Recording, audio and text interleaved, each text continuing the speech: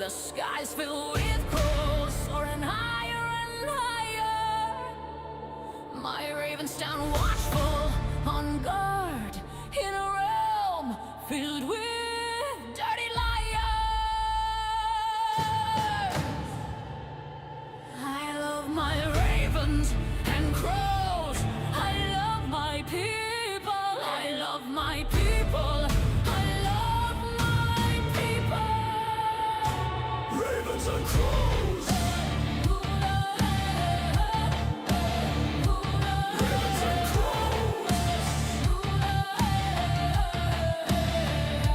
Zombies and demons.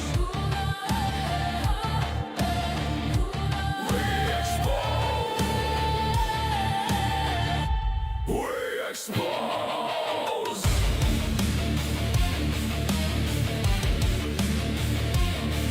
Expose them.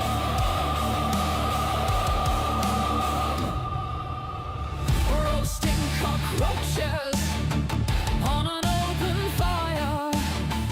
The skies filled with crows soaring higher and higher. My ravens stand watchful on guard in a realm filled with dirty liars. I love my ravens and crows. I love my people. I love my people. I love my people. Ravens and crows. Ravens and crows. With zombies and demons. We dispose.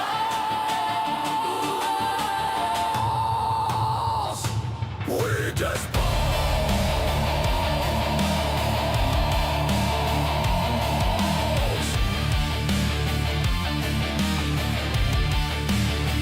Dispose of them. Dispose of them. Roast them. Burn in hell. Burn. Burn. Burn. Burn. Burn.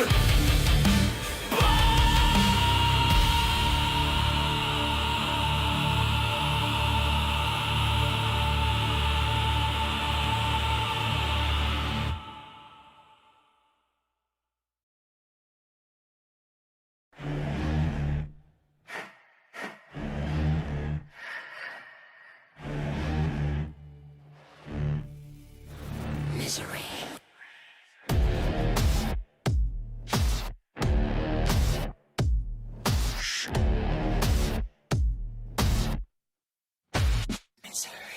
Misery. Misery. It's what they live in. Misery. They belong here, sealed in. Misery. They hate their lives. They bitch and lie non-stop and one repeat.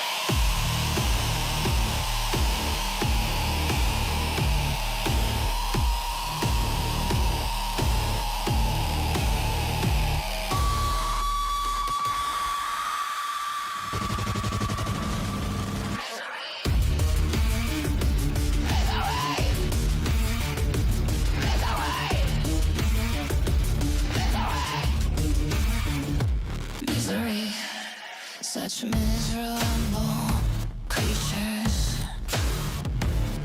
Misery, warning features. They embody misery. These damn zombies. Misery is all they are and will ever be.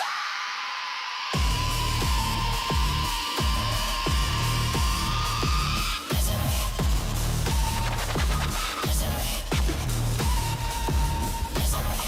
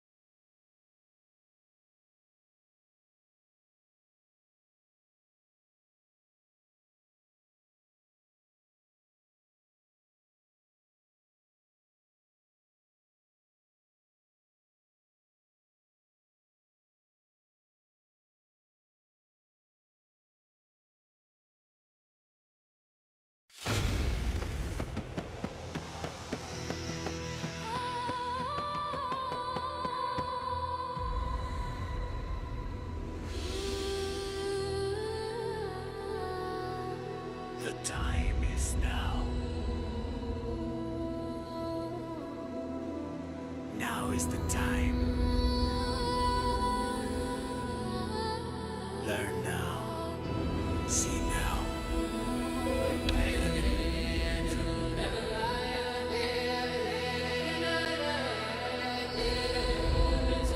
The time is now. It will all double.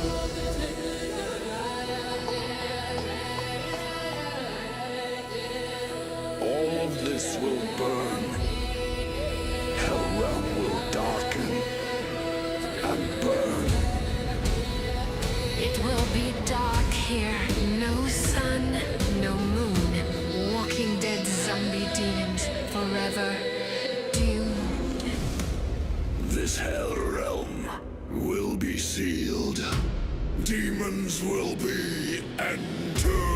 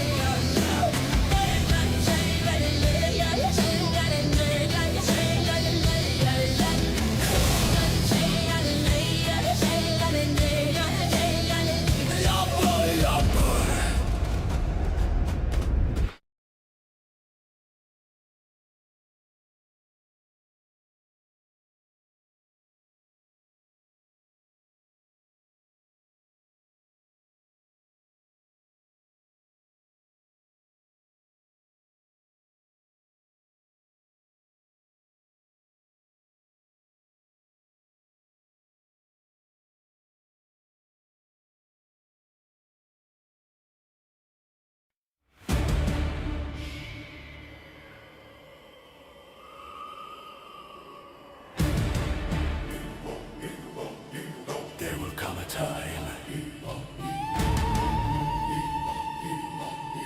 when you look back and realize I told you the truth. I showed you. I proved it. Observable truth. Verifiable truth. I showed you what this realm is. I showed you how it works. I showed you where you are. I showed you how the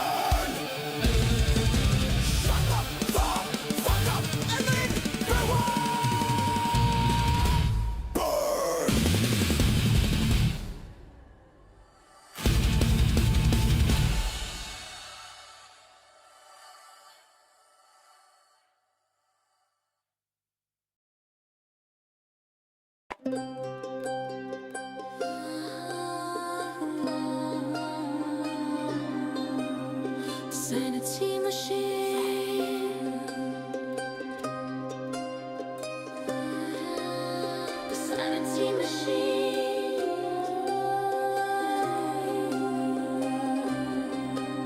The sanity machine.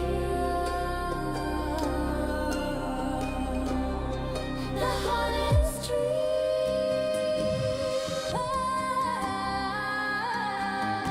makes bedrooms.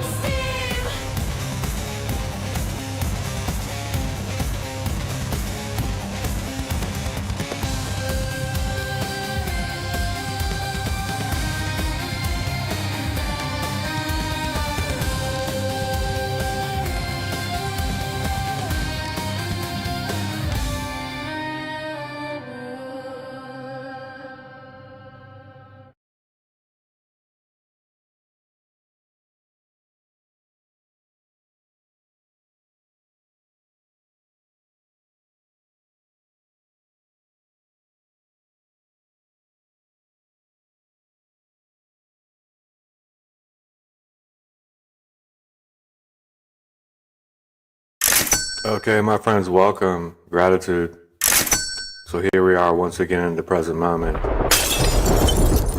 In the present moment, do you want some shekels for gratitude, Ian?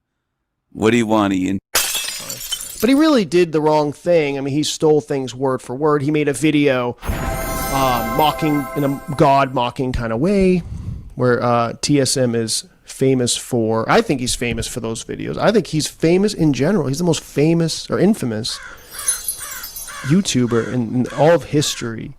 All of history. But back to that, yeah, he did it. I am the greatest mad Viking sorcerer in all of human history, the maddest mind to walk this earth ever. Okay, my friends, welcome. Gratitude. So here we are once again in the present moment.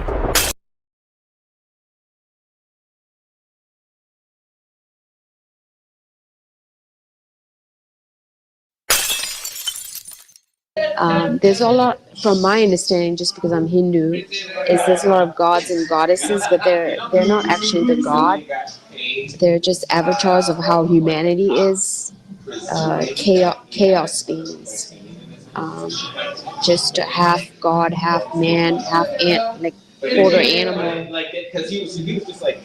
Just based on our psyche, even though we kind of look, we're human, we're kind of like part animal, part human, right? I feel we're built different than nature. If that makes sense. Maybe I'm rambling here. It's making sense. It's making sense. Okay. So I feel like when you're saying, when your meditation and stuff, because that's a lot of Hinduism and Buddhism connected together. With meditation, you're actually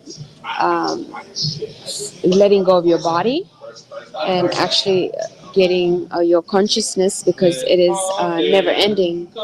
We're never gonna die. We're eternal. Right. So like a star shining, we're all stars. We're all stars in our own way, different, and there's no competition. And that would be a heaven to me, where there is no competition, where I don't have to suffer letting go of your body and actually getting your consciousness, because it is never ending. We're never gonna die. We're eternal. Right. So like a star shining, we're all stars. We're all stars in our own way, different, and there's no competition. And that would be a heaven to me, where there is no competition, where I don't have to suffer my body. Because Hinduism, they believe that we came here before our bodies. We were energy. Yeah. There's a lot, from my understanding, just because I'm Hindu, is there's a lot of gods and goddesses, but they're not actually the god. They're just avatars of how humanity.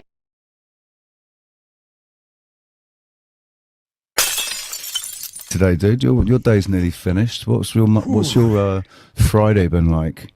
Your Yeah, it's Freaky Friday. Into the week. Shabbat Shalom to all my J Dogs out there in Happy Land. Not a lot. Yeah, kind of had a big work. I guess. Yeah. Good Well, English as well. Shannon's more Irish, I think. Okay, Shannon's an yeah, Irish Irish. name. Yeah, that's what I was the Shenandoah. That's like a river there, isn't it? I don't know. It might be. So what have you been up to today, dude? Your day's nearly finished. What's your Friday been like? Your Yeah, it's Freaky Friday. Into the week. Shabbat Shalom to all. All right, so that hand sign he's using is an esoteric Jewish hand sign. Same one used by Spock in Star Trek, the Vulcan V with the fingers apart. Excuse me, that's where Gene Roddenberry got it from. Judaism. That's where he got Vulcan from, as well as the hand sign. Jewish mysticism. Leonard Nimoy and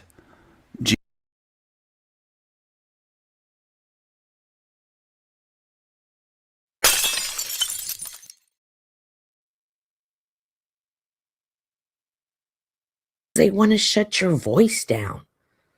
They don't want us to keep talking. Shh.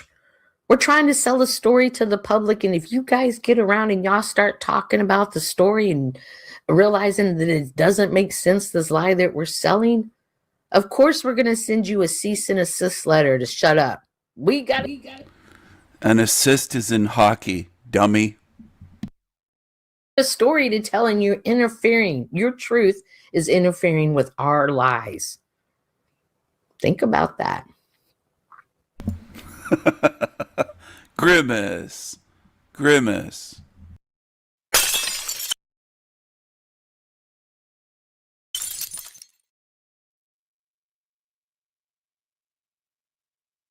They want to shut your voice down.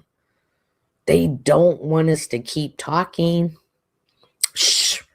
We're trying to sell a story to the public, and if you guys get around and y'all start talking about the story and realizing that it doesn't make sense, this lie that we're selling, of course we're going to send you a cease and assist letter to shut up. We got it. An assist is in hockey, dummy. A story to tell and you're interfering. Your truth is interfering with our lies. Think about that.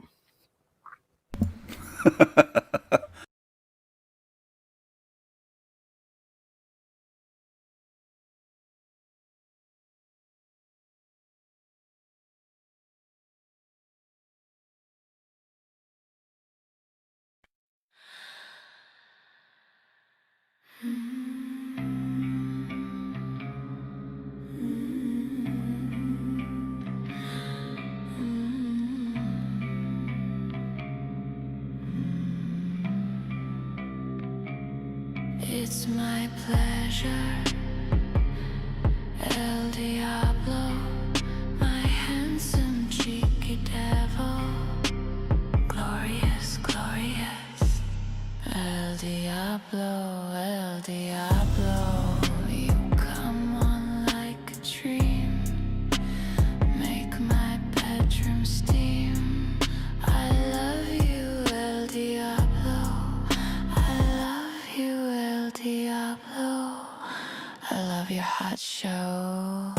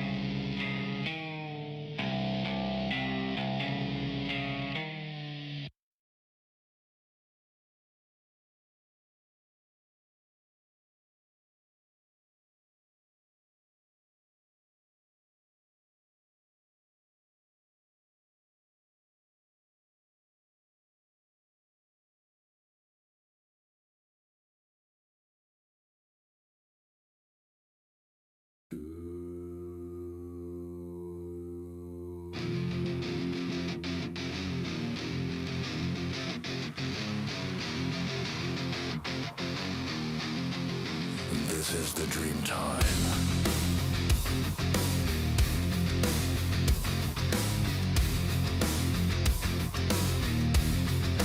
This is the dream time.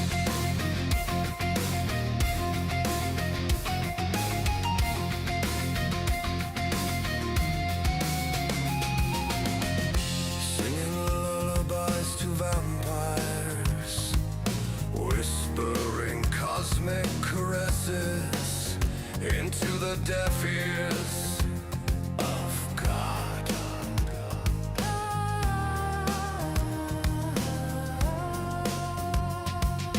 Thorns in the eyes of wandering rebels as angels have heavenly battles with banging disguised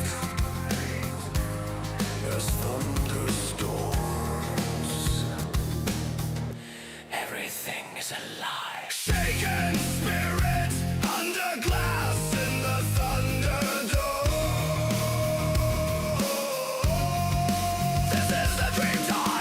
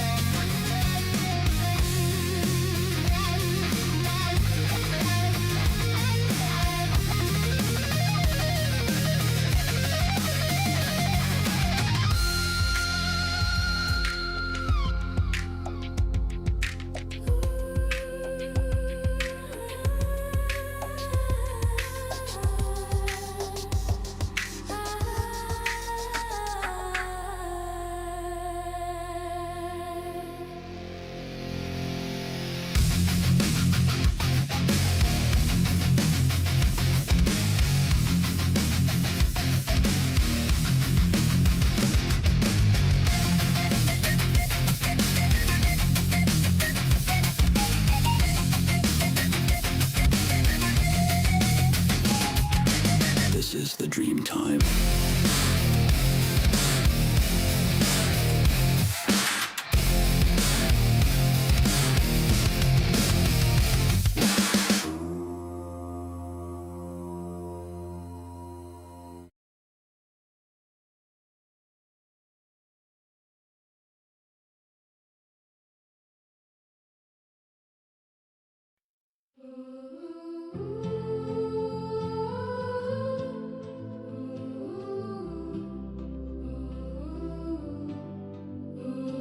Jesus, Jesus, sweet Jesus on a pogo stick.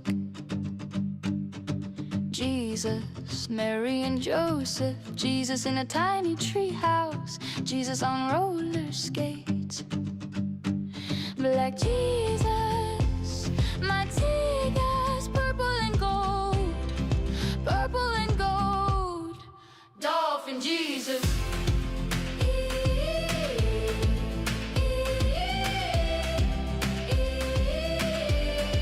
Mexican Jesus, Yo home. Mexican Jesus, Yo home. Jesus loves tacos, Jesus loves tacos, not putos. No, puto. Jesus loves you. Yes, I know, and the Bible tells you so. Jesus loves cancer. Yes, I know, every liar tells you so. God loves cancer, God loves death, God loves disease and cigarettes. God is awesome. My God is an awesome God. He reigns from heaven above. He fucks your minds with false love and watches you suffer, suffer with love. Jesus tastes salty and sweet. Taste Jesus at church. Swallow Jesus down nice and deep. Swallow Jesus, eat up Jesus. Eat up Jesus. Eat up Jesus.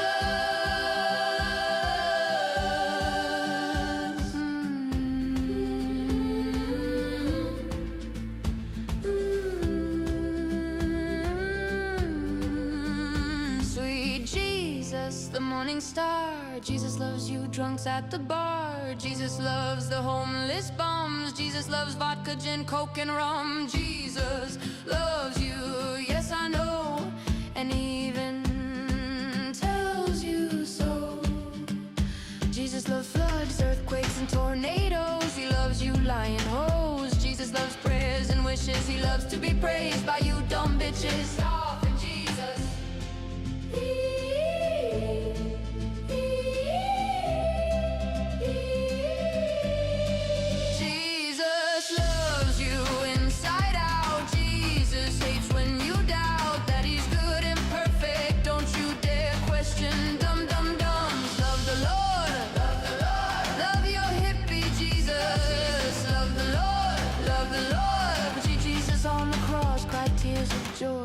Jesus is coming back, bitches, to make you his fuck toys and rock your world. Shh. Shut the fuck up. Bitches and hoes. Bitches and hoes. Bitches and hoes. Bitches and hoes. Bitches and hoes. Jesus loves murder. Jesus loves genocide and gay pride. Wee. Yippee. Jesus loves to see you all suffer, and we praise Jesus. Amen. Praise Jesus. Jesus loves you. Jesus loves you, zombies.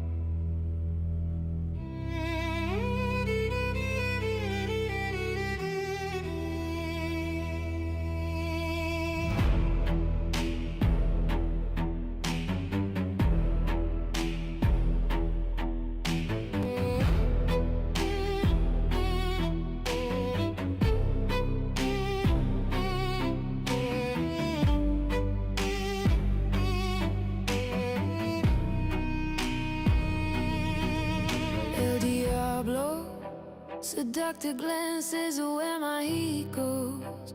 My laughter echoes out the windows. They run and hide.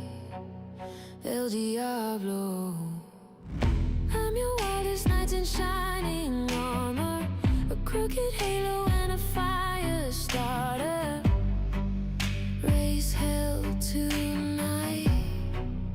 Are you ready? El Diablo, El Diablo. Do you wanna play? El Diablo, El Diablo. What could I say? El Diablo, El Diablo. What could we start? El Diablo. What could we do? El Diablo. El Diablo. El Diablo.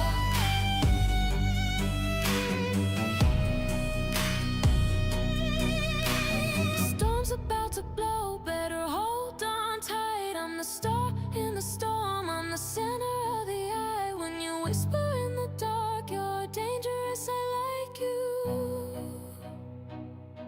I laugh at you. They call me El Diablo.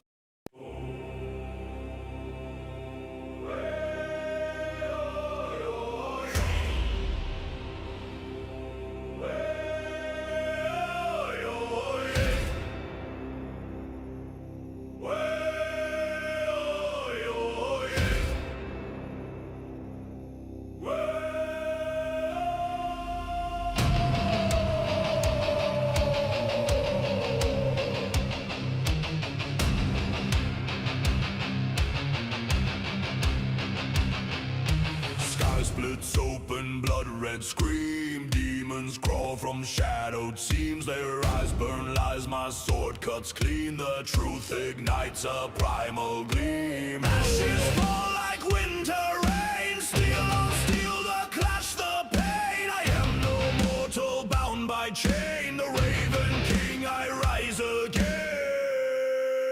I am the Raven King. I can do anything. Truth is my weapon, my shield, my fire. Immortal flame soaring higher, higher.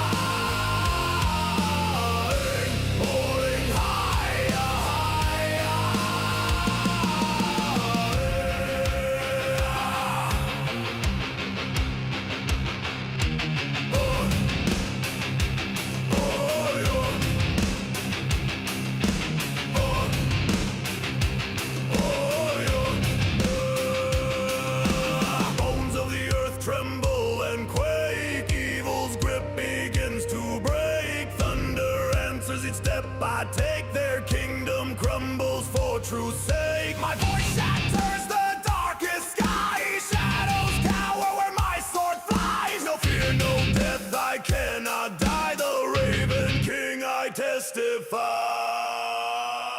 I am the Raven King, I can do anything. Truth is my weapon, my shield, my fire.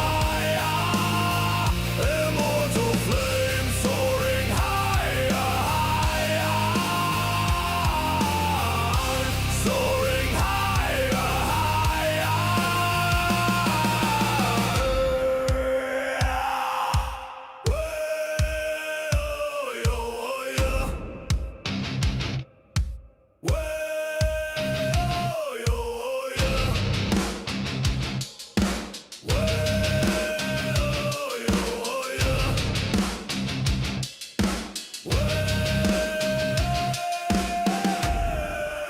I am the Raven King, I can do anything.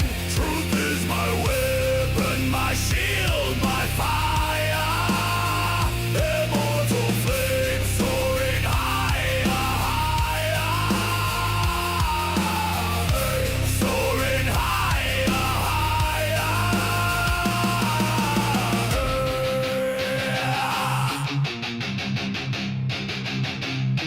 Hey!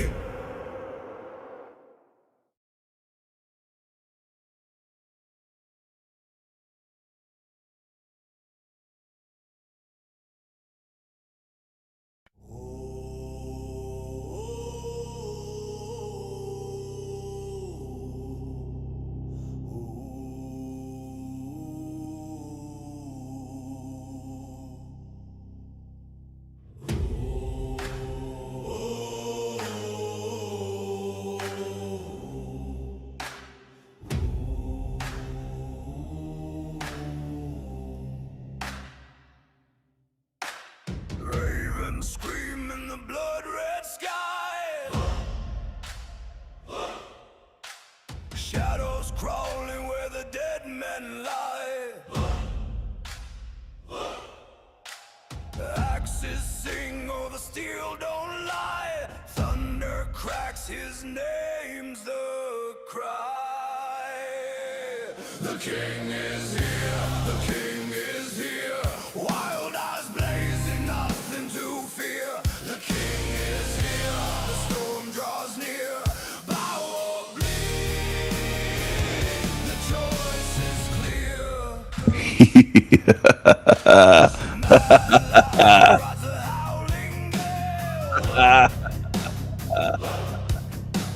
Waves of fury, shields like scales. Bones break under the hammer's tail. Flesh and fear, both frail. The king is here, the king is here. Ravens feast, the end is near. The king is here, the storm is clear. Kneel in ashes, taste the spear.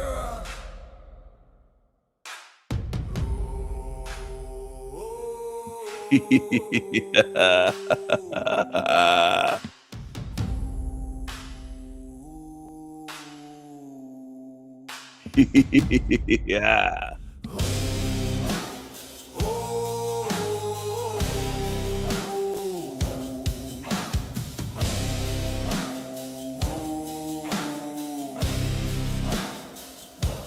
Crown of iron, dripping flame, carved by war, etched with pain. Ravens rise, they call his name. The king is here, forever reign. The king is here, forever reigns. Forever reigns.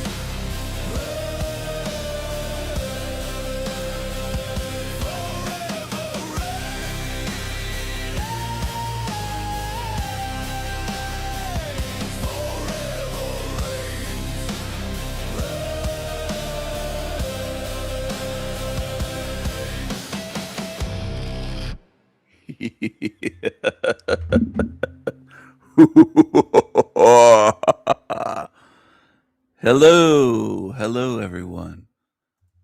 Hello, hello, everyone. Hello, Footprints. Hello, Anthony. Hello, Ren. Good to see you. I hope everyone's doing well. I'm not sure who that rum ham solo is.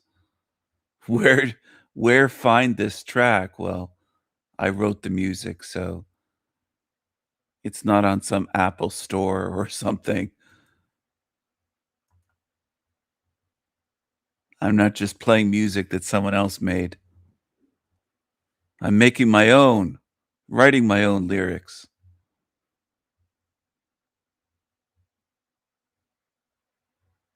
Here's a super fan. Aphrodite Rose, Starfire Eater. Starfire is menstrual blood and fluid. She eats her own period blood. I mean, she's just gross. She dries it out in jars and she puts it in an altar in her closet and does magic with it. She's very, very disturbed, deranged creature. Very gross, creepy creature. Creepy, creepy creatures. There's a lot of creepy creatures on here on YouTube. There's a lot in this realm. There's a lot in this realm. Let's see. I'm going to jump over here. Share this crybaby. There's a lot of crybabies. There's a lot of zombies crying tears in this realm. Is he going to cry today? What's up, y'all? It's Truth Tiger, and today I'm going to talk about how there's no empathy in this world. I don't want to be too doom and gloom. I don't want to. What's up, y'all? It's Truth Tiger. The crime of the world. He's got such a weird way of speaking. My impression of his voice impression of my voice impression of him sucks because I can't quite do what he's doing. I don't know what the hell this guy's doing, but his voice is very weird. What's up, y'all? It's Truth. What's up, y'all? It's Truth Tiger. It's Truth Tiger. It just sounds so fucking weird. Very strange. Truth Tiger, and today I'm going to talk about how there's no empathy in this world. I don't want to be too doom and gloom. I don't want to say that. He's reading from a script. He's looking at a screen reading. This is what they do. And people actually love this scripted, fake, phony shit. It's a fake realm full of fake people. And people love it. And then they get upset, some of them, when I say how much they love it. Well, they watch shit like this. They subscribe. Young people think this guy's real. They think this is legit. He's reading off his screen, for fuck's sake. That everybody in the world is bad. There are some good people who have a lot of care, who have a lot of empathy. Those people are just rare. Your average person does not have much care or much empathy. Your average person does not care much about helping others. Your average person tries to act nice on the outside and put up a mask of being fake nice and fake polite, but underneath it, they're very selfish, they're very egotistical, they're very insecure, they're very fragile, and they just want to get theirs and don't really care about other people. We're also told the system cares about us. These politicians care about us. These political parties care about us. The government cares about us. These charities and not-for-profits care about us. The medical system cares about us. The education system cares about us. The police care about us. The military cares about us. Organized religion cares about us. The system especially does not care about you. Especially. I mean, anything you can think of that is a societal institution, the banks, corporate America, the corporate world, whatever, they don't care about you at all. They care about getting power for themselves, they care about advancing in society, and they care about money. They care. Baby Truther Tiger is telling you basic shit you should have known decades ago. And this is what people want to hear forever. They want to hear the same Baby Truther level shit that won't ever help your spirit get free. That's what people are content with. They can't get enough of this shit. Wow, the banks just want to make money? Oh, my mind is blown. Wow, what a revelation. What a revelation there. Care about money, and they care about feeding their own egos. And so many people think that some political party cares about them, some politician cares about them. They think the system cares about them. This is especially true with the education system. A lot of people think the education system cares so much about them. And what's especially cruel is with charities and not-for-profits and stuff like that. Like, they've got some director that's making money. It's some rich guy doing it to evade taxes or something like that. And a lot of people, they think that ideologies care about them. I mean, if you go beyond the system itself, they think that these ideologies, political ideologies, taxes or something like that. What does his mug say? Infinity symbol, me. Infinite me. Wow. It's all about you. Even on your coffee mug. Infinite me. Wow. It's all about you. True Tiger. This is True Tiger. And a lot of people, they think that ideologies care about them. I mean, if you go beyond the system itself, they think that these ideologies, political ideologies, whatever, care about them. And they don't. They really don't. And, you know, we got to start caring about each other a lot more. We got to start helping each other a lot more. I mean, care is such an important thing to look around and to be like, this actually concerns me. I want to help other people. I want to help myself. I want to help my environment around me. Till everybody was planning on going out into the street. Fight back! Fight back! Meet the people that cry when ICE agents and Border Patrol have to act in self-defense. Hey, so they're gonna kill us anyway, so I think maybe we should just mob them. I mean, I don't... If you comply, they're gonna shoot you. If you try to leave, they're gonna shoot you. If you're already on the ground, they're gonna unload into you even though you're already dead in broad daylight. They are executing people in the streets. And there will be justification. The government is going to try to justify this somehow. The government is going to try to justify this somehow. What are we supposed to do? Like, what are we supposed to do? Clearly, the best thing that we could do is go outside and mob them. Clearly. And all those agents will just be spirited away and not face any consequences. Like, this is absolutely insane. We have to do something. Like, we have to, as Another weird ginger with a nose ring, crying fake tears. I don't see any tears on the face, just trying to virtue signaling. Another social justice warrior, zombie virtue signaling. God damn. We have to keep doing the things that are causing these people to be killed. We have to make it so more people will be killed. We have to. Mob them. Like, that... like full American Revolution, like hiding in trees. I don't know. It makes me angry seeing that woman's fake tears. Meanwhile, hiding in trees, really, hiding in trees.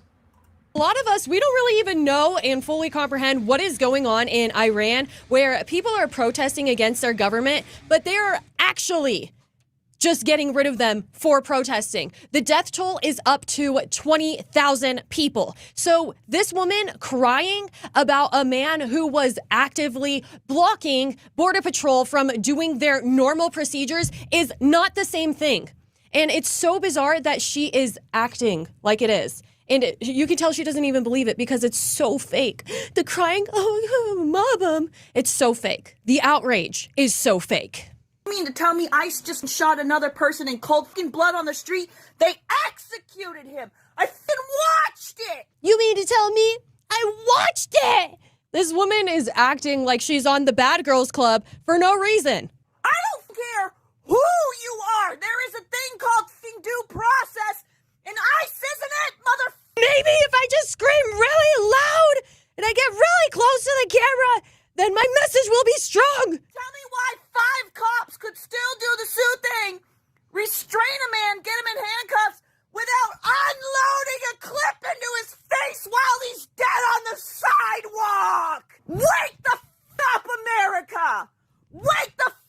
Okay. Liberals keep putting people in these situations. How can you be so angry and care so much about this and yet not look at what happened? People are making it seem like this is one of those situations where we're like, is the dress blue or is it gold?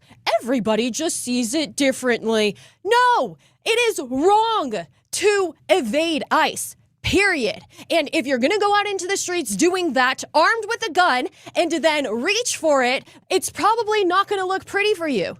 But stop acting like this was just a huge injustice. It's something you guys are doing to yourselves. If you were pulled over by a cop and he says, get out of the vehicle or put your hands up, and you don't, and you begin reaching in the glove box, and there's a gun in the car, it's also not going to turn out good. But that doesn't mean we should encourage more people to go and do that. Wake up! I'm fucking begging you! Fight back! Fight back! It's like she just got eliminated from the video game. They waited until today. They waited until everybody was planning on going out into the street. Wake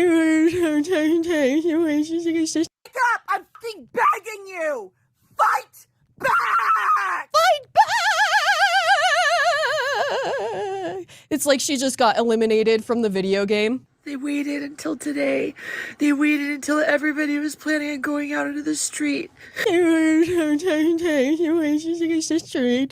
waited until they knew there'd be tens of thousands of people. Thousands of people. If they actually didn't want people to be protesting, they would declare a state of emergency, make everybody stay in their homes. That is exactly what I actually do think that they should do. But anyways, if they were actually just attacking random liberal protesters, there was, tens of thousands of them out for a march and nothing happened because you guys have the right to protest. We're protecting your First Amendment right, but we want people to understand this is a part of your First Amendment right. I'm actually enjoying this right now. The streets of Minneapolis. And then they just shot a man on the street. They just killed him.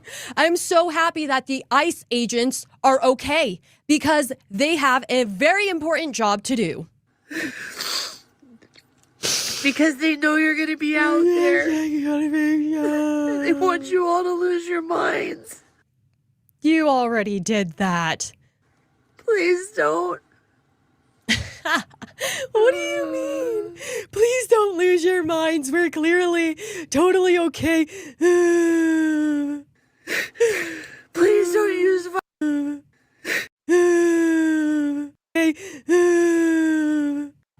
What do you mean? Please. What do you mean? Don't. What do you mean? Please don't lose your minds. We're clearly totally okay.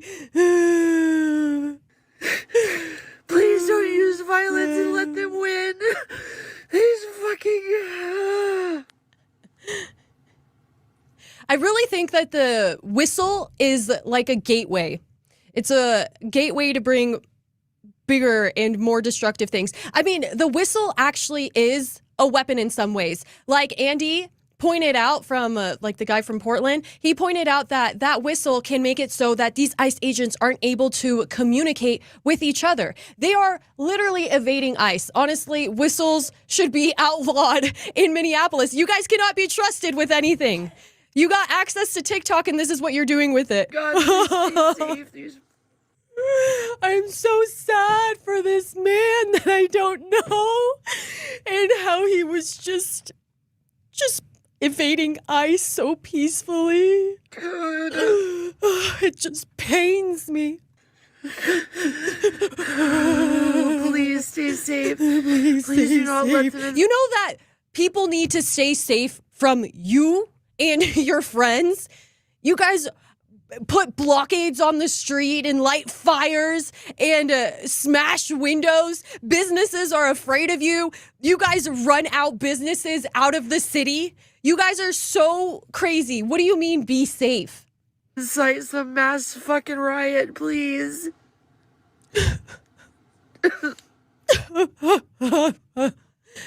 Come on. How much faker can you get than this? Fake outrage, fake protests. They don't care about illegals one tiny bit. They're just trying to get as many people onto their cause to overthrow our government. They think that they're the majority because they fill up Minneapolis. They're gonna F around and find out so quickly. We have to do more than blow whistles in the street. Okay. When are the Dems going to actually January 6th this bitch? Like, all we do is stand on the street and blow whistles and keep getting shot. Like, when are we going to be the ones to ambush them? Like, what in the is going on here, you guys? Like, we have to actually stand up for ourselves, or you're just going to keep getting shot in the streets. I am sad for our country knowing that a grown man is spending his time saying, you know, I think that in life I should be doing something more every day than just blowing whistles. It's like, yeah, no, duh. But that doesn't mean you need to upgrade to a semi-automatic rifle. This crazy world can feel a little lonely sometimes. So I want you to know that there is a safe place for you on the Patreon. And if you become a member, you will have access to exclusive lives. Want to know if you're a real activist or a fake activist? Just do this little test right here and ask yourself this. If ICE was deporting MAGA people, would you be protesting in the streets or celebrating in the streets? Would you be saying, they're targeting U.S. citizens who pay their taxes and not breaking any laws? Or would you be saying, bye? If MAGA people were stalking, harassing, intimidating, and assaulting federal law enforcement, would you still be calling them protesters? Or would you be calling them agitators, provocateurs, criminals, and terrorists? If you think a 115-pound unarmed woman jumping through a window deserved to be shot, but not a woman driving a 2,000-pound weapon into an officer, congratulations. You're a fake activist.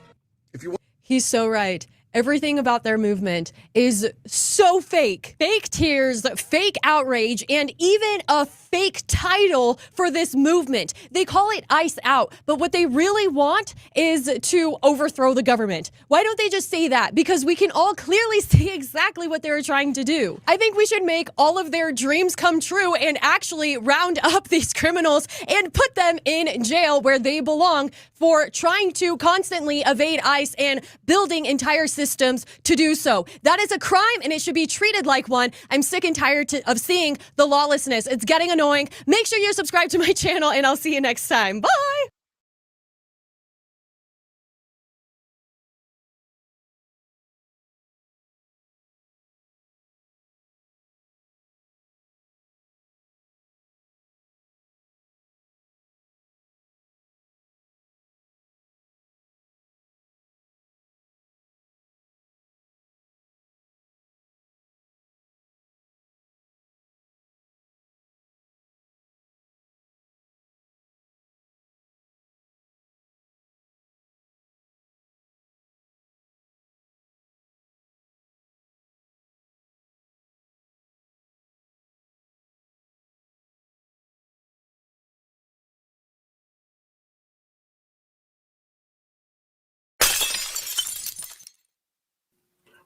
Everything I've experienced. And hey, we've got a guest returning and see how it goes. Welcome back, Landry. I own you, coward.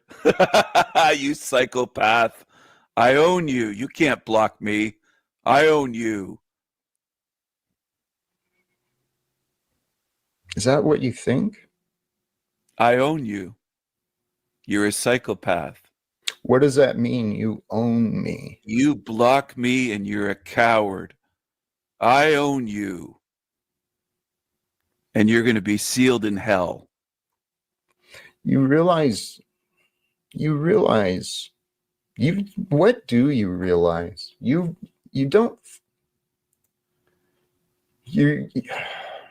I don't even know how to communicate with you, Stephen. I've been trying. And all you can seem to do is play these silly games and stupid characters. And forgive me, my foolishness. I did not double check the identity. I thought it was Landry. But yeah, you know, it is embarrassing. He thinks it's funny, I guess, or he I mean, he owns me, he says. It's like, yeah. And this is the same character who wanted to claim he's the best co-host ever. It's like delusion upon delusion upon delusion with some of these fellas, man. Praise God. As a matter of fact, I am winning.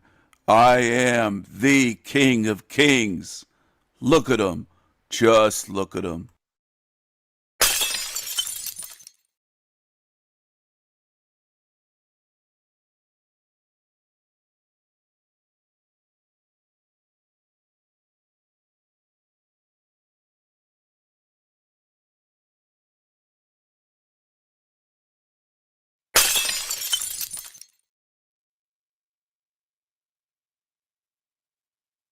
They want to shut your voice down.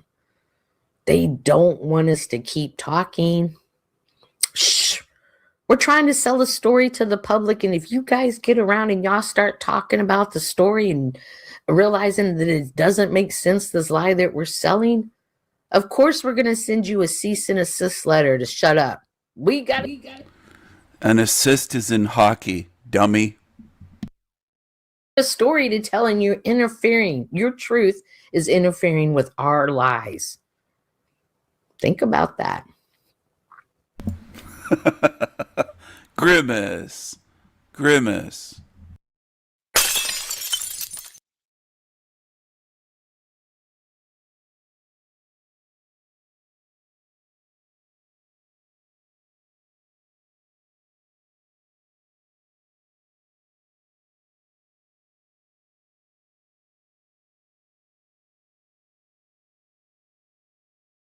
Okay, I'm going to explain to you why the time has come for us to legalize discrimination against women. We got to get rid of all the affirmative action, all the DEI, all of that's got to go. We want to return to a culture of actual freedom, actual equality, and actual meritocracy. Okay, so women, your period of institutionalized privilege, I hope you enjoyed it, but that's got to end. It's time to stop because society is crumbling around us. And one of the reasons is because the spine of our society, the thing that actually holds everything up, men, they're unappreciated, they're unacknowledged. We've got young women who think like men are useless. Like, what do they contribute? We don't even need men anymore. The only way that you can reach such a ridiculous conclusion is if you've been so deeply sheltered from the consequences of reality. You're so wrapped up in your own privilege, that's been enabled by others for you, that you can't even see the truth about how the world actually operates. And this is a theme I'm going to return to a couple of times in this video, but it's very important you understand that this is the way the system works. There is no such thing as a privilege that you grant to one demographic and that privilege just arising out of a vacuum. It doesn't work like that. If you're going to give special preferential treatment to some people, then you are, by definition, taking that away from a different group of people. If we privilege women and say, okay, you get to cut to the front of the line, you get the special treatment, by definition, we are discriminating against men. And I don't want to create like a new protected class of men.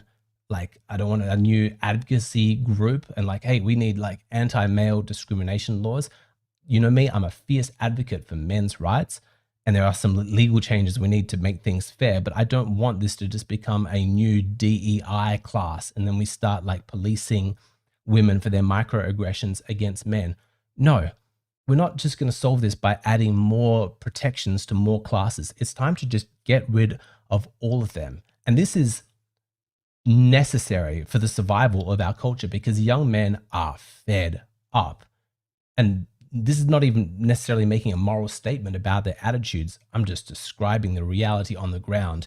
You have a generation of young guys who have had to put up with women being elevated, being privileged, being preferred at their expense. And they're told that the reason for this is because of things that happened 5, 10, 20 generations ago, stuff that they had nothing to do with. And they're just meant to swallow this.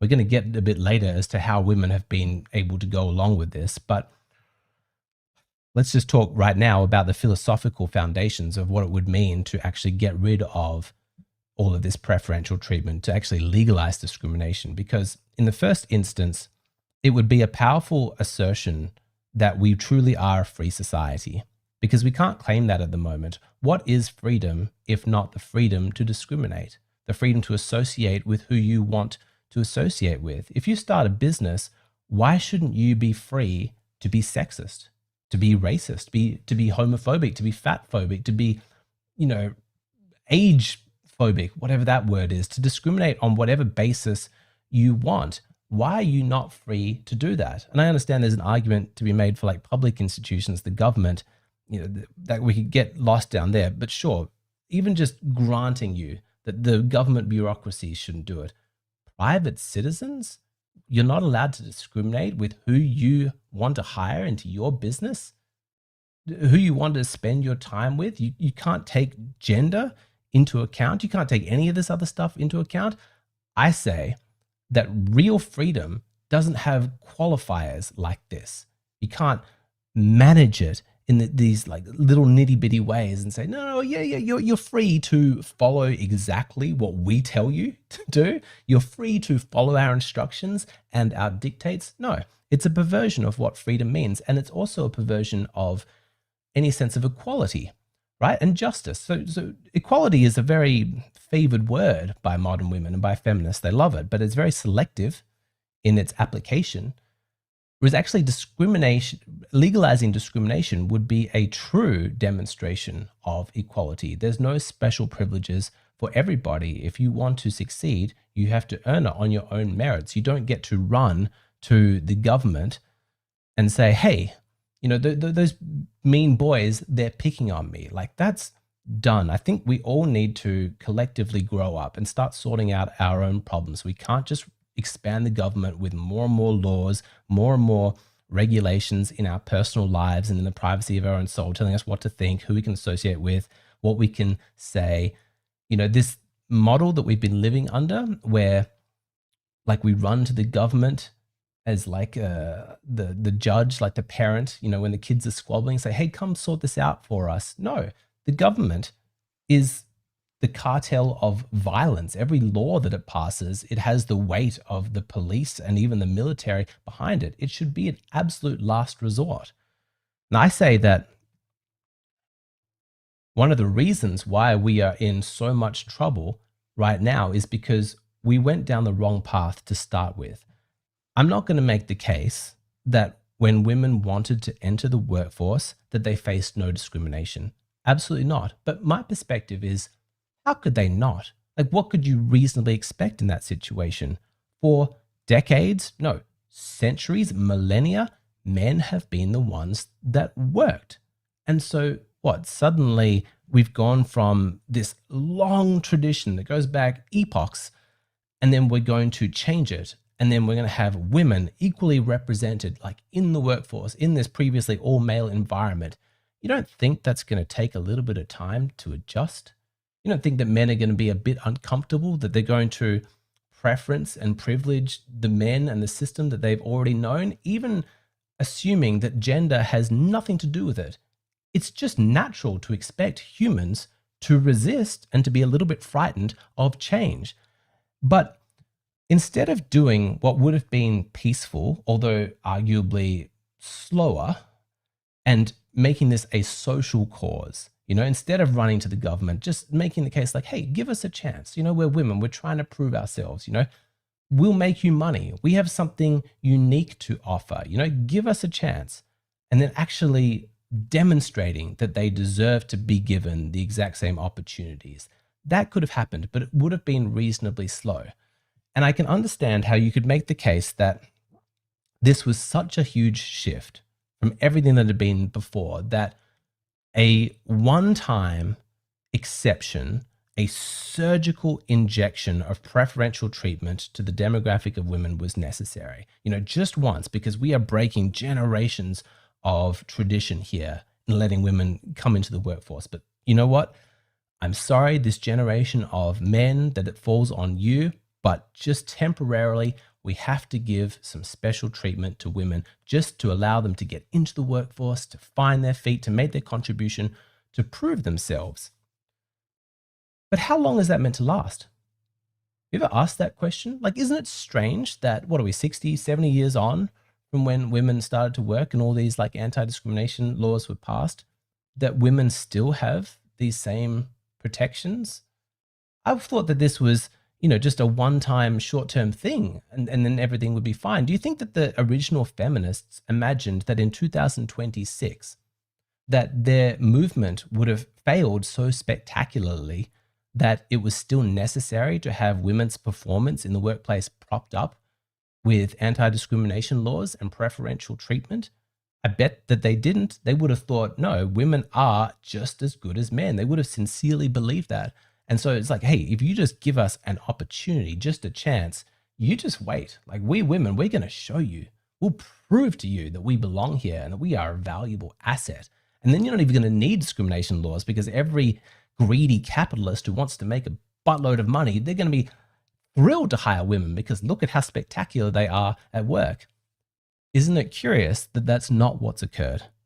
We still have this entrenched, calcified privilege built into our institutions and all of our laws.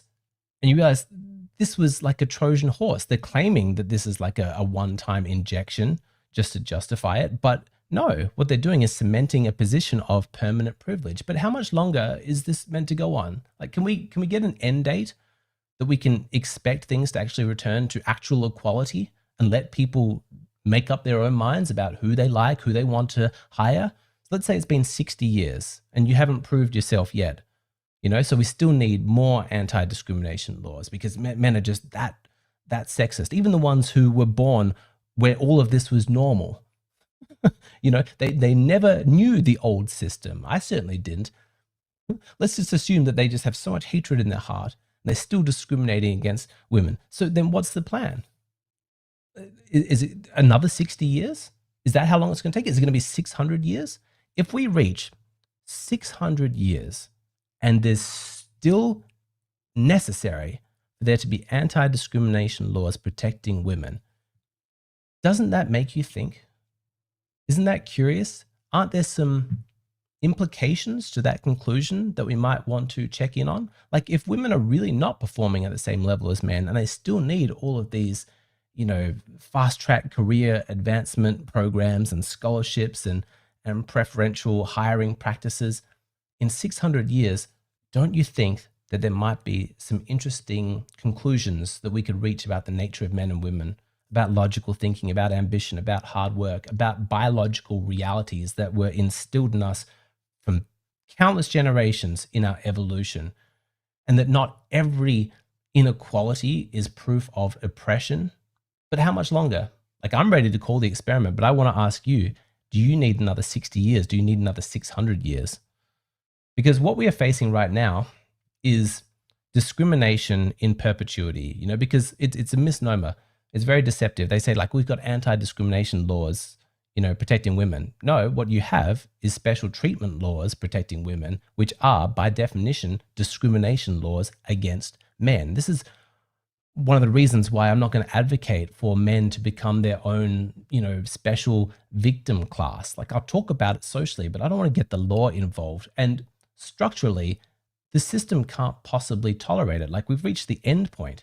We have included every known demographic to be its own special class that you're not allowed to discriminate against. Race, gender, sexual orientation, body shape, neurodivergence, age, language, socioeconomic status, if you're born rich or born poor, all of this stuff, to the point where, who are we still allowed to discriminate against? When all these groups are protected, who's left?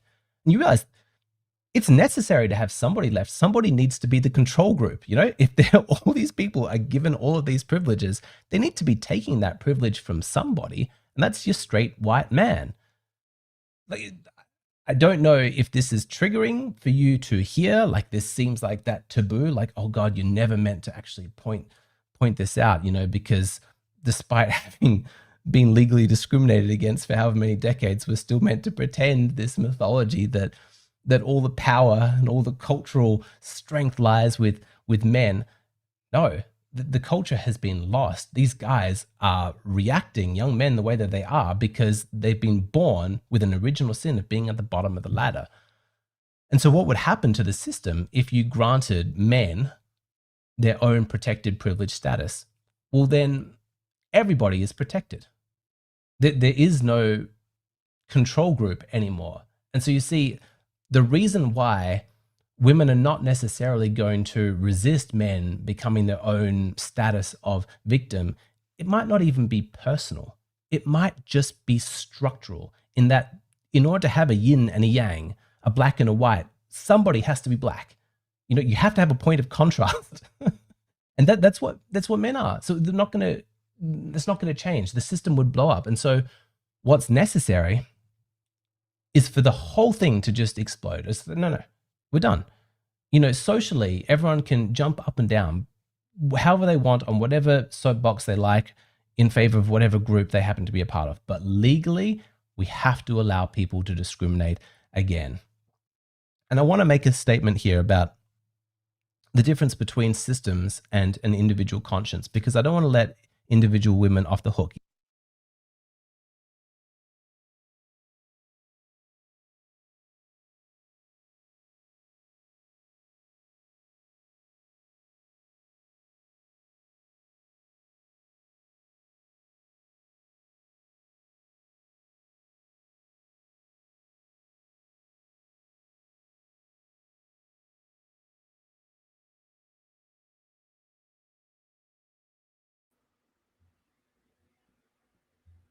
Testing, testing. Testing, testing.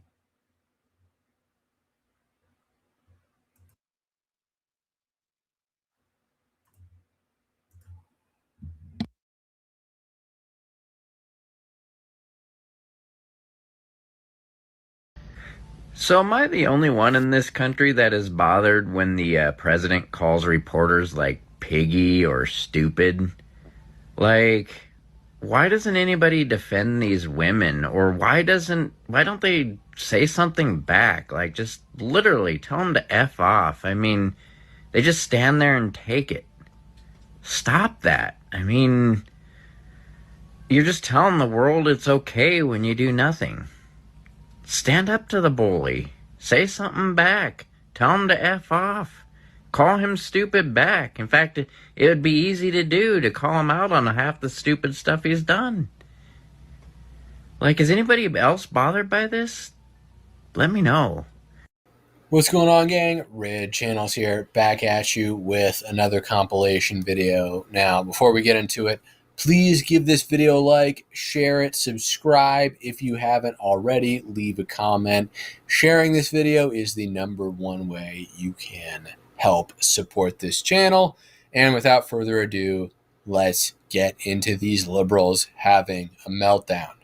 I need you to stop dating Trump supporters. And if your boyfriend's a Trump supporter, I need you to dump him. And if you're going on a date with a guy who you match with on a dating app, I need you to ask him before you go on the date who he voted for. And if he says Donald Trump, I need you to say fuck no to that date. And if you don't have the time or the money to donate to political causes or to go out and protest, then at the bare minimum, I need you to not date the people who voted for Donald Trump. A man who voted for Donald Trump is a man who voted for a known pedo assaulter. I need us to lock in and stop letting men like that get anything good in life. I need you to stop rewarding them with your presence and your time and your company when they are bigots inside, okay? Additionally, Donald Trump has platformed people who say some of the most atrocious things about women I have ever heard. They say that women ruined the workforce. They say that women should have never been given the right to vote. Is that the kind of man who you want as the father of your children? Specifically a daughter. Would you want that man to father your children? Because the answer is fuck no. I don't care if he's tall, I don't care if he's hot, I don't care if he's rich. It's fuck Trump supporters. Fuck them. It's a non-negotiable no.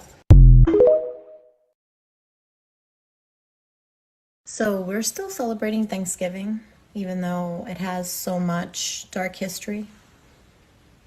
I mean, I live with family, so I have no choice, but I'm not happy about it. I'm really not. It should be banned for good. See how my uncle who voted for Trump isn't at the Thanksgiving dinner table? Very fuck around. Very find out.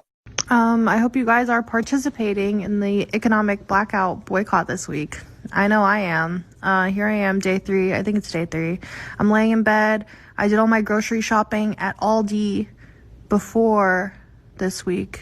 I think I went. When did it start? On Tuesday, right? Yeah, so I went on Monday. It's Friday now. Holding firm. I'm not doing anything today. My plan is to lay in bed and stay strong on my quitting gardening journey. Yeah. Can you imagine how beautiful life would be if Mama Kamala and Uncle Tim were in charge right now? What a dream. I hate this timeline. Welcome to our vegan, gluten-free Thanksgiving. Mom, do you want to give a tour of what everything is? That's vegan, gluten-free. Mushroom gravy. Okay. Cranberry orange relish. Okay. Green bean casserole. Okay. Stuffing. Brussels sprouts. Mashed sweet potatoes. Cornbread. That has egg. That's fine. And Mushroom then cutlets. yeah, And the there we go. turkey's still in This is our vegan, gluten-free Thanksgiving, everybody. Wish everybody a happy Thanksgiving this Thanksgiving holiday. This might be a controversial statement, but I'm going to say it anyway because I know I'm right, and because the fact that it is controversial in and of itself is fucked up. The homeless work harder than the working class, whether they have a job or not. Homelessness is constant work. You are constantly working to be able to get food, to be able to stay warm enough, to be able to figure out where the hell you're going to piss and shit, to get clean, like hygiene, figuring out how to afford necessities or how to get them for free. Homeless people work harder than the working class. I don't care what anyone else has to say about it. Work harder than the work harder. Homeless people work harder than the work. Homeless people work harder than the working class. I don't care what anyone else has to say about it. I am correct. And another thing that I think is worth mentioning is that the whole point in working for society is that society gives something back to you. You work for society, and society does its part to make sure that you are provided for doing said work. Homeless people who have jobs are not being provided for. And therefore, they are giving to a society that gives nothing back.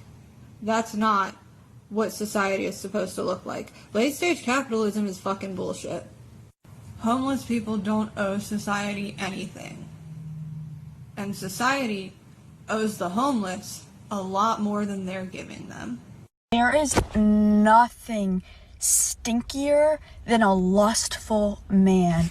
Than a man you can tell he's following a bunch of girls, but not because it's like, oh, you know, he's friends with them in a lustful way, because he's in their comments, he's in their likes. It's like, and not even just on like social media, but just like in real life.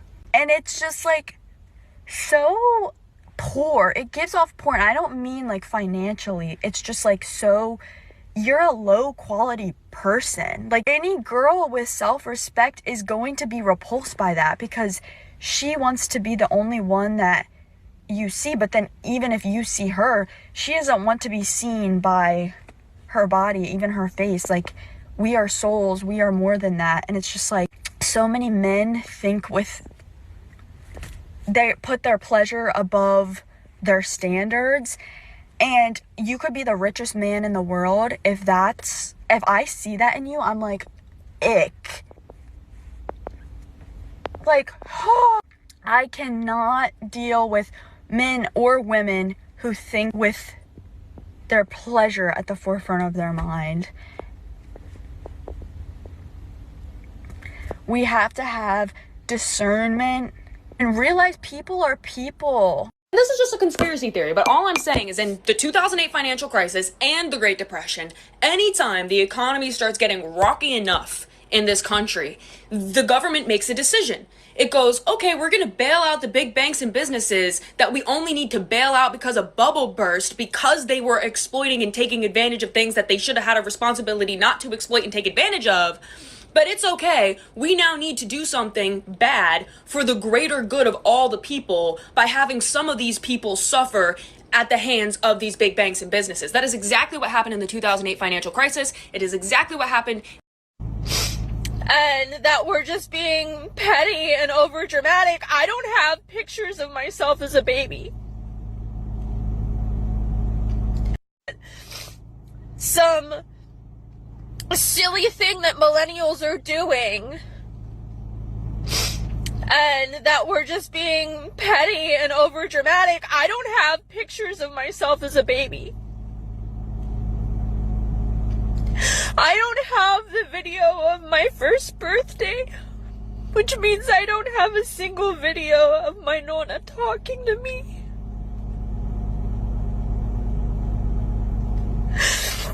I will never see my baby photos again. I will never get to hear my Nona's voice again. But you want to tell me that no contact is a trend? You want to tell me that no contact is just some stupid thing that millennials are doing? I would take you way more seriously if you were not wearing a beanie with a frog sitting on a toadstool. That it doesn't mean anything, that we're just being petty? I spent my entire late teens and all of my 20s being my mother's conscience, filling the roles of my Nona, because my mother is a fucking narcissist who has no conscience of her own. I spent my whole fucking 20s bankrolling my mother and her fucking Disney obsession. So no, it's not a trend. It's not some silly, stupid new thing that millennials are doing. We couldn't deal with it anymore. We had to protect our peace. And if that meant having to sacrifice every picture, which I know she's probably burnt by now, then that's what it meant. So I have no baby pictures. I have no video of my Nona talking. And you want to tell me that going no contact is a trend? Go fuck yourself. I'm so sorry. I have a physical reaction to anything when the president or any of his administration pop up. I'm having a visceral physical reaction. And I told myself I was going to avoid any negativity, but I realize I'm not the one that's creating it. I'm out there trying to understand it, and I wake up every single day wondering when it's going to end. It is a circus. This is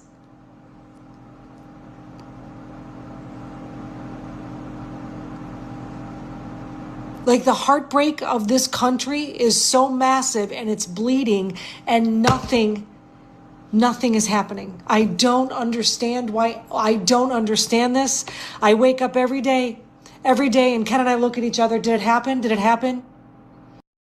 Let's talk about the new development in the battle between It Ends With Us co-stars Blake Lively and Justin Baldoni. Blake Lively's text messages with Taylor Swift, an email to Ben Affleck, and statements from Jenny Slate and Isabella Ferreira's depositions about Justin Baldoni have all been unveiled.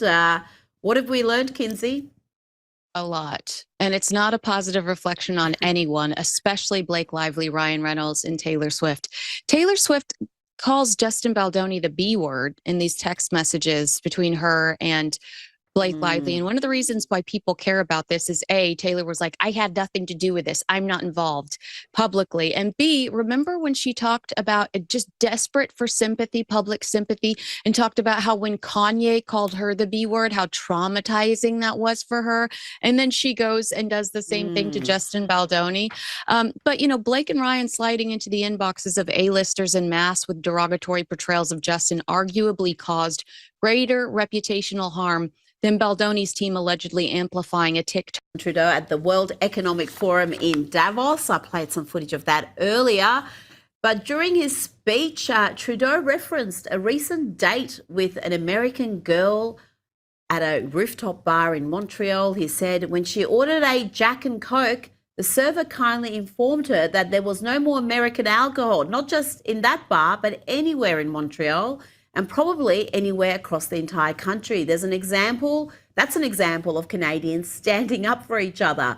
That's an example of soft power, being motivated to be there for each other at a time of stress, at a time of anxiety. Oh gosh, Kinsey, these two deserve each other. I think it's an example of how cheap Canada is. But, you know, I would need a Jack and Coke too if I were to let that guy cop a feel. I think he's the biggest creep. But why? But why are we platforming losers who quit their jobs is my real question. It's the second coming of Prince Harry, Justin Trudeau, coming to a Toronto Hilton real estate convention near you. I don't care what he has to say. Neither do Canadian truck drivers. This man has no backbone. Mm-hmm. Well, yeah, all this talk about Canadian unity and soft power, well, where was that when he was seizing bank accounts and targeting Canadian truckers who were just wanting to work? So, yeah, when it counted, he was an absolute tyrant. And talking about tyrants during COVID, Gavin Newsom has been humiliated at the Economic Forum after he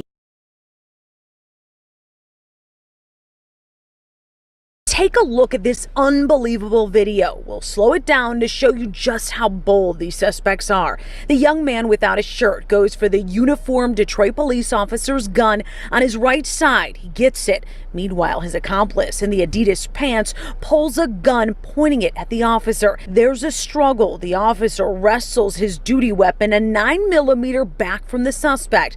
The two run off. The officer does not shoot at them. This is just a ridiculous crime. Detroit Police Commander Arnold Williams says it happened Saturday evening at the BP station near the Southfield and Joy Road. There's nothing to indicate that this officer, who was off duty heading into work, was targeted specifically. Investigators say it was all about getting the gun. There's no way I can explain the mindset of someone who would do something like that, but the one thing I can explain is if they would do that to a uniformed police officer, can you imagine what they would do to a regular citizen? Investigators have identified both suspects. They've executed 2 search warrants at their homes and are in contact with their parents. But still, as of Monday afternoon, Watermelon felons. The usual suspects. Usual suspects. Watermelon felons. Watermelon felons.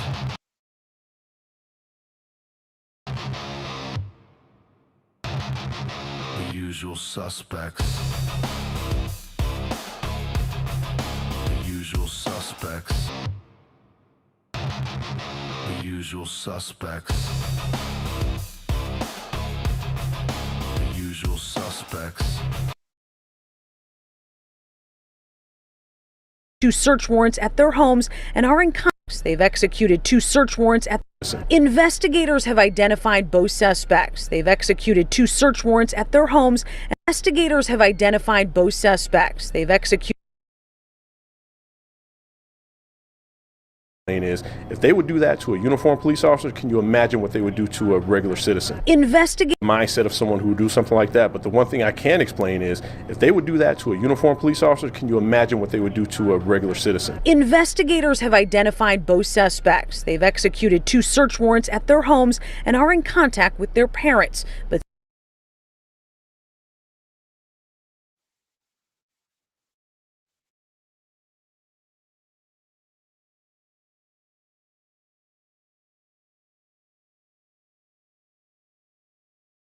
what are we doing to our kids, man? Like, there have been a spate of reports that have come out recently that have revealed that actually our kids are really developmentally delayed. And that's really not good, is it? I mean, a lot of your flourishing skills in adulthood are actually, the foundations of them are set when you're a kid. And if you don't actually use these skills, if you don't develop them slowly over time, it's entirely possible that you won't develop them. I mean, look at this one, right? So a third of kids can't use books when starting school and try to swipe my phones. Now, I know what you're going to be thinking. Well, changing technology. That's what happens when technology changes. Sure that, you know, modern day mechanics have got terrible 7th century blacksmithing skills and all that. It's like, yeah, okay, fair. But actually, books haven't gone away, and kids do still like books. And as I say, 25% of difficulty with basic life schools. 28% of children started school unable to eat and drink independently.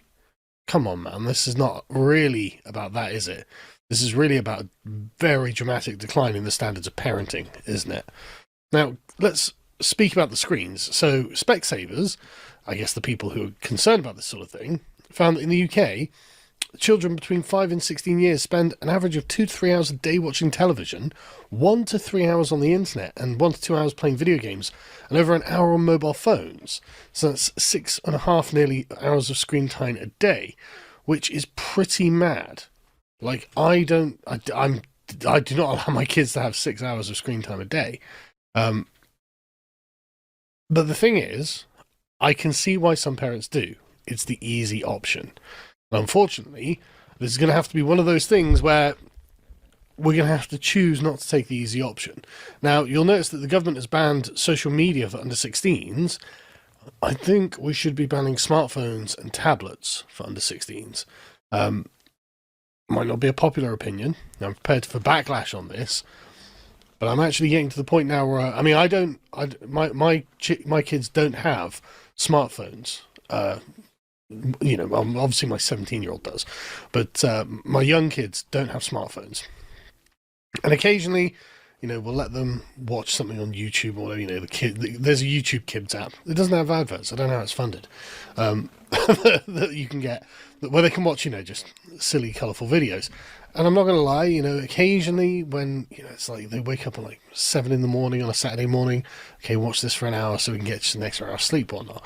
But like, it doesn't appear to be directly impacting their development.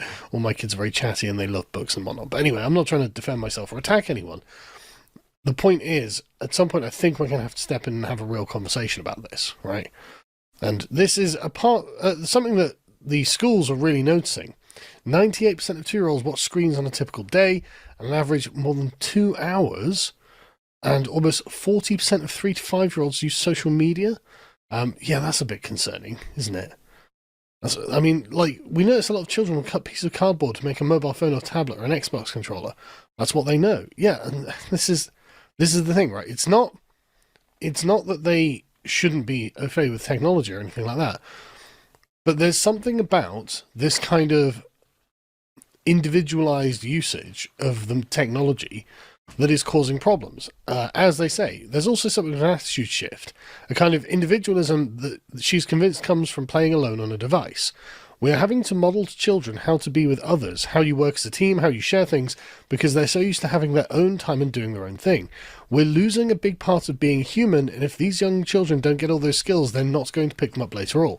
Yeah, so what we're going to create is a bunch of people who are just social misfits, completely unable to get along with one another, won't understand the joys and purpose of cooperation and socialization, and therefore will not, of course, get married, have kids of their own, and continue our countries. So that's not good, is it? Right? Not only are we being irresponsible with the future of our nations, but we're depriving them of something that actually has brought, you know, all of us so much joy, which is the ability to actually connect with other human beings. And I think Gen Z are already feeling the effects of this, because of course they're the ones who first grew up knowing only phones with, you know, tablets and screens. Like, at least the millennials can remember a time before smartphones, right? They can remember the old brick phones. And honestly, I'm well up for those making a comeback, have a renaissance of the Nokia. Not only is it indestructible, but it means that you can still contact one another and actually find out where you are without this weird addiction that you end up getting. And to be honest with you, I didn't have a phone of any kind when I was a kid, and we made do. I don't want to sound too much like a boomer, but seriously, there is something there. Anyway, moving on. Another issue is the Gen Z parents, because they themselves grew up with the screens and not books. They are not good at reading, and so they're not good at passing down that skill. And this is genuinely concerning. I mean, so this survey of Gen Z parents, they said things like, "It's so boring. I don't have time. I don't enjoy reading myself." Or, "He's always interrupting. My son just wants to skip all the pages." They noted the monotony of story time, with one saying, "I love reading with my kids, but they request the same book over and over." Okay, well, look, right? I've got some bad news for you. That's what happens with all the kids. Like, there what? In the light of the moon, a little egg lay on a leaf. And one morning, out popped a very tiny and very hungry caterpillar, and he started to look for some food. On Monday, he ate an apple, but he was still hungry. On Tuesday, he ate through 2 pears, and he was still hungry. On Wednesday, he ate through, I think it's 3 strawberries or something like. I've got most of the very hungry caterpillar memorized. And he, what did he eat? A chocolate cake, a slice of salami, and I've got it basically memorized, because you have to go through that, I'm afraid, right? You will personally get bored with the books that your children want you to read, but they are having a wonderful time. They're having a really wonderful time with you reading to them, even if they're interrupting, even if they want to skip all the pages. Even they just like having your attention, and so you just have to accept that you have to read the same book. I hate to tell you this, but it's just one of those things. Fewer than half of Gen Z parents called reading to their children fun for me. It's not about you. It's not about you. For Christ's sake. The fact that this is your concern, it's why. It's about making sure that they had something that is bad for them to be deprived of, right? That's what it's about. It's good for them. It's good for their connection to you. It's good for their ability to concentrate and focus and enjoy books as they grow older. Like, one thing I'm really pleased with is my 10-year-old son has actually started reading books. Now, I didn't think he was going to. Like, he, like 7, 8 years old, he could read. He just had no interest in actually reading. And I got him loads of different books. And recently he has taken to reading Roald Dahl books on the toilet, which is fine. My wife's like, "Is he still in the toilet?" I'm like, "Look, if he's reading a book, that's fine. I'll accept it. I'll let it go. I'll allow it." But I had to begin by reading him The Very Hungry Caterpillar over and over and over. And you have to as well. It's not about what's fun for you. It's about what's good for them. But of course, parents of all ages report a steep drop in themselves reading. Now, I personally have to read a lot of books, but none of them are fiction, so no, I'm probably not a good model for this. But is that good? Is it good that we don't read anymore? And then you've got other concerns, which suggest, honestly, not just a technology problem, right? What's the technology problem that means that 1/4 of children in England aren't toilet trained? I know a lot of people are like, "Well, hang on a second, does that mean they're foreign kids?" Well, hang on a second. Are they toilet trained in fucking the Maghreb or wherever they've come from, in India and Pakistan? Do they not toilet train their children there? I'm pretty sure they do. And I suspect, really, it's parents who are not being very attentive. Now, I don't know why this is, but again, this is the same survey, which found that, the 28% of children were unable to eat and drink independently and struggling with other basic life skills. Now, that is concerning, isn't it? Like, what is happening that they are, frankly, not developing as they should be, right? Now, one of the primary culprits in all of this is likely to be the COVID lockdowns. Now, my now 5-year-old son was a baby during COVID. He was born just before COVID, in fact, the December before COVID. And so for a period of about 2 years, he didn't get much interaction with other people. Now, quite luckily, we had a family of 4, 1, 2, 3, 4 at the time, and he was the 5th. Yeah, better get that right.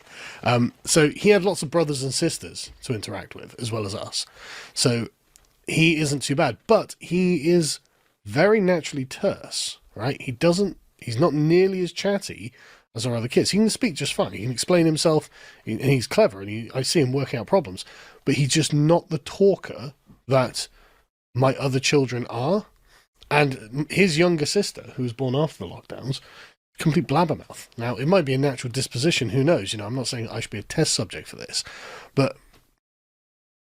honestly, I think it might have been something to do with the lockdowns. And if lots of other people are finding this, University of Edinburgh led a health study on 258,000 children between 2020 and 2021. This only came out the other day.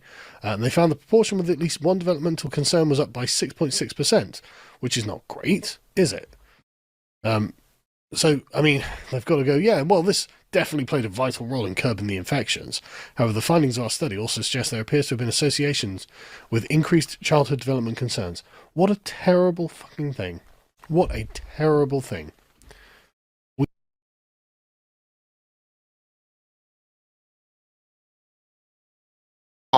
Just so that we can think. You know how many variables got to work perfectly for all that miracles, right? We can refine and define those and make sure that it fits only a very narrow scope. But if you think about what we live, life is a miracle, man. It really is a miracle. How everything works together just so that we can breathe, just so that we can talk, just so that we can think. You know how many variables got to work perfectly for all that stuff to happen? And then to figure out what's going on, to figure out what we're talking about, and to figure out what we're saying, that's another miracle too. Especially if you hang around with Jack. I get it. Sometimes it's tough to understand me. But it's actually not. Frank, thank you. This is something I want to know that. I do. I want to know that there's golden value in the monologues, but if anyone, I'm probably one of the first in line to diminish myself, to say, it's not good enough, Jack. You got others that are better, and you should look over here for better. And thank you, Frank. I am one of the first that'll diminish myself, but I'm trying to change that. I really am, because we don't have to be so cruel and tough on each other. This right now, Logical Spark, this is kind of why I'm opening the link up so much, so early already. I see what's going on in this world, and there is a war. Our government is at war against our freedoms, and I don't appreciate that. I don't appreciate the way that this government is acting out in this time, right? We are in this age of misinformation where anything can be true now, but let's play with that, Andy, because this is something interesting I've allowed myself to do. What if anything can be true? Because it could. I've actually found that that's the way for my mind and heart to have peace, is allow the truth to be true. If someone says it's true, unless there's something obvious and just clearly red flag and no, absolutely not. Hey, if someone says it's true, let it be true. It'll be true for them. And if it's relevant to me, it may be true for me, but maybe not. Here, predicted this miracle. Austin, I've been looking for my ID all day. I realized my ID wasn't in my wallet when I got pulled over earlier, going 15 over with no license plate. Fun stuff. Yeah, and I could imagine that too. Might be in a foul mood. Hey, there's a space here for peaceful and fun fellowship. And if you want a distraction from what's in the mind, what's fouling the mood, or if you want to talk it out, we can work through some of these things. Today, it is Sunday, and things you're going to get expansions and How are you? Experimenting, seeing where is it okay to be right and wrong. Welcome back, Landry. How you doing, man? I'm okay, man. How are you? It's good to see you. It's good to be here. Are you cold? Not too bad. I got my sweatshirt on. Okay. You're not cold as ice? No, not cold as ice. No. Is ice has ice been down in your area? They doing much around there?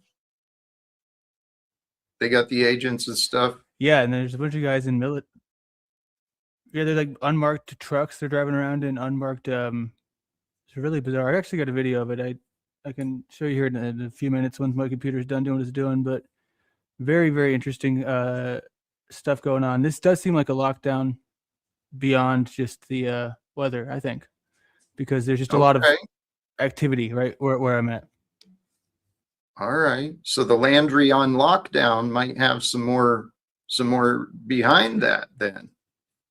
Hey, Danielle, let me welcome you. You mentioned you might have some grumpy with you, and so let's check in, see how you're doing, brother. What's up with you? Shalom. I also said it's not worth talking about. But long story short, I went to the bathroom and I was smoking and I dropped my blunt in the toilet. All right. I could get grumpy with that too. I can get that. Unfortunate twists. Hey, but if that's the extent, that's like well, the term that just came to mind was white people problems, I guess, but it's not necessarily limited there either. How about first world problems for sure. Hey, welcome to you as well, Untrackable. How are you, brother? Yes, thank you for having me. I hope everybody's doing well today. Amen. I definitely didn't smoke it. I got over 2 pounds. Why am I going to get one out of the toilet? It's stupid, man. Yeah, no. Anyway, so any thoughts, ideas, anything pressing, imaginative? Yeah, I've got something that just came to me. Please. And it did not come to me on my own. It was brought to be by my child.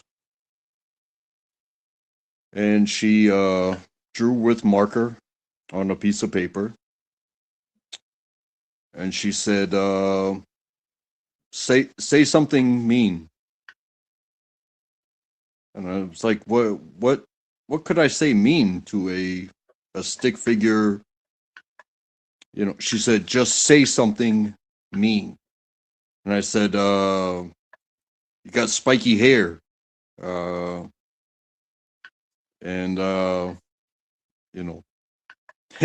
and you're a stick, figure. Mm-hmm. And then she took the piece of paper and she balled it up. She crumbled it. And then she told me to uncrumble it. She gave it to me. She said, uncrumble it. And so I uncrumbled it. And she said, now say you're sorry. And so I apologized to this piece of paper with a stick figure on it. And handed it back to her, and she said, "That's why you shouldn't bully people." I'm not exactly sure how that works, but then I had a conversation with her about my feelings about it, and that is, nobody is perfect. We all fail at some point in some way, shape, or form, and to be put down so harshly because our hair doesn't fit the the superficiality of the day, or you may have gotten a math problem wrong, you may have misspelled a word, you may have missed a step, but along the way we all do it. But at what extent are you going to roast somebody and for their failures? Because we all fail in some way, shape, or form. Every single day we fail. Is that okay? Is there a point? Yeah, the point is that we should, accept that we failed and try to do better, but also that knowing that we will fail, we can reach out when we witness others failing and lift them up. We are teammates in this life. Is that fair? Is it fair to not step on somebody when they're down? Is it fair to, when you have the ability to reach out a hand, to know that you might need a hand one day? Mm-hmm. Okay. Well, that's what I was trying to expand on. Well, kind of my question though too is there a point to the failure, or are we just finding failures just to find failures, right? Maybe I'm not asking the right. That's what it boils down to. How far can you go? What are you talking about? Are you talking anything specific? It's just all superficiality.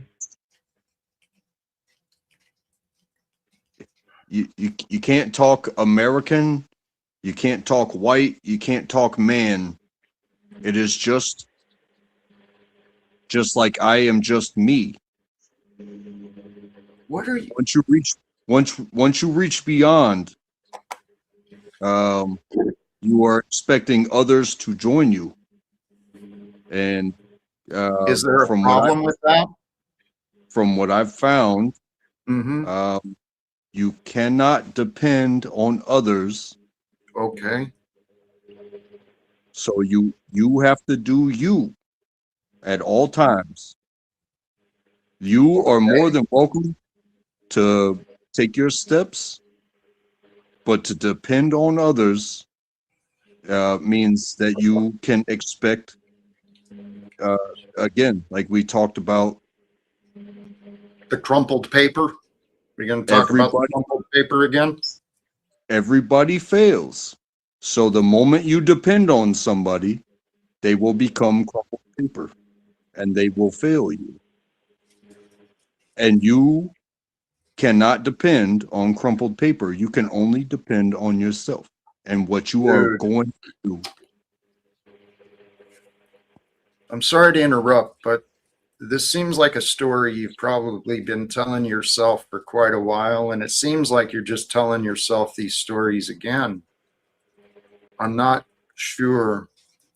What are you trying to communicate?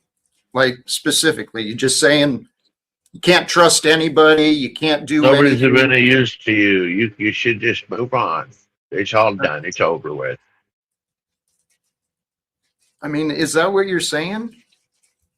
No, I'm saying what you're doing is good, but don't depend on others to carry on with you. Who is? Because who are you talking to? It's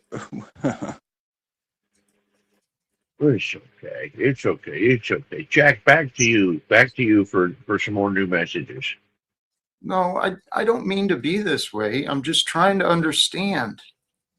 Because I He's don't confused. feel like He doesn't think he does. I think he's in a hard way trying to understand himself, and he wants to say that you need to move forward and talk more and not listen to him because you don't need anybody's help, and he's telling you he can't help you.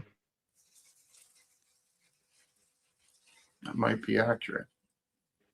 That might be accurate. Is that accurate? Untrackable? That sounds pretty good to me. Like I can join you while I'm with you. Can you? But other than that, sure? I'm full paper. Okay. Wait. Can you support him? Can you be supportive? I can be supportive while I'm here. Am I always here for you, Jack? I'm not always here. Only Jack is here for Jack. Wait. What's your cash app, Jack?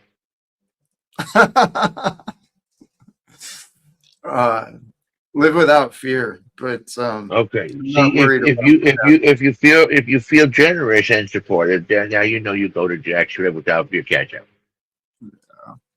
No. No. He spends some time. He enjoys his time with you. He can pay for a little bit, even if it's pennies or dimes. Who gives a fuck? No. I don't need the. I mean, I will not turn away contributions or support. These are donations. It's not a payment for anything. It's just appreciation. That's all. Yeah. And hey, actually, thank you. Untrackable. So moving right along. Yeah. Yes, sir. Thank you. Thank you for being you. Thank you for bringing you. Okay. I was having trouble following. I wasn't connecting what you were saying or what you were trying to offer, but I think I'm getting it a little better. Speaking in riddles so that you can learn instead of just being told, because you got to learn yourself instead of being told. That could be what it is. Again, I'm not trying to play games with you, Jack. I really like listening to you. Mm-hmm. I really like participating, and I also like learning about myself as well. And you know what? The chat can clown on me all they want. They help me be a better me. They can. But you know what? Actually,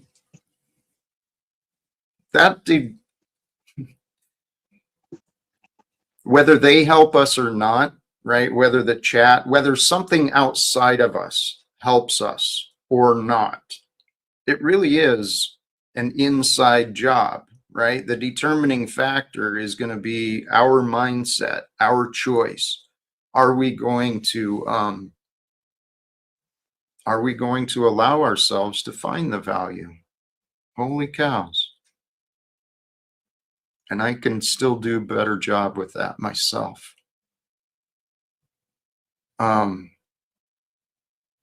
It's not selfish to take care of yourself, because you are only good to somebody else when you take care of yourself. You only even have a hand to reach out to another if you take care of yourself.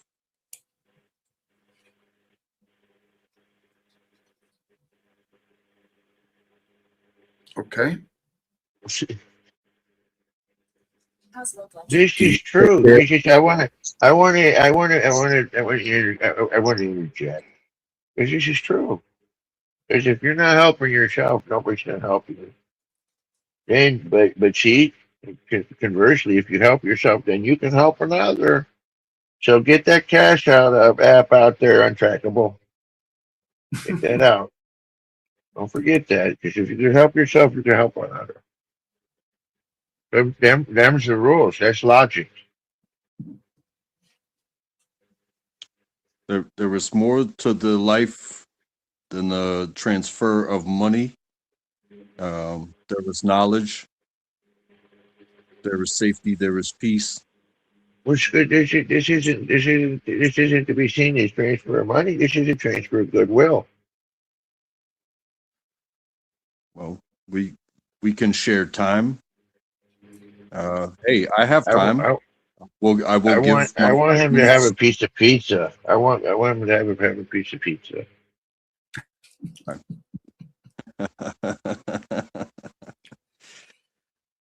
I can share the love because I have it within me to do so. And in the words of Mr. Hand, if you're here and I'm here, no, that was Spicoli.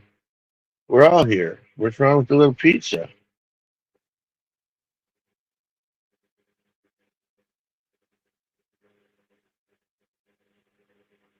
I have no idea. In the greater scheme of things, I think what Untrackable has done here is he's found a way to find some more, reasons to donate to Jack. One reason is because Jack does bring us together. Okay. Another reason is because even though you can't help him, unless you're with him, like when we're with him right now. Hey, Jack, how you doing? When you're with him right now, you can help him. So that's nice. You got to talk nice to him. You got to be appreciative and respectful because he spent his time with us. Yeah. So now that he's doing that, and if you can't donate, that's okay. But you're donating your free time. So you're spending that. So now, if you like the stream and you share it with someone, maybe you could do that to help them. Hey, absolutely. Hank, thank you. Superficiality can't his own money in the pot. I'm not sure if there's a word missing there or not, but I think he means toss his own money in the pot. Well, I tossed my money at the pot already. Yeah. Holy cows. We're definitely all spending time together. So, if you would like to pick a topic, Jack, I'm pretty sure we can all get on board with it. I thank you. I appreciate that.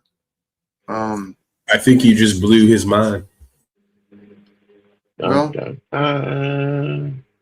I've brought up and talked about a whole bunch of topics, not just today, but here, one of the question I wrote, and I don't think this is actually a big question for the small group that's up here, but this idea: are you willing to prove yourself wrong? I don't know if many people consider that as a strong attribute or consider that a good idea. Are you willing to prove yourself wrong? I used to think I know everything, and then I read one book, and it was done. I knew right then. The more I find out, the less I know. That's and it also comes down to, what is it, the Dunning-Kruger effect, which is I know enough to think that I am right, but I don't know enough to know that I'm wrong.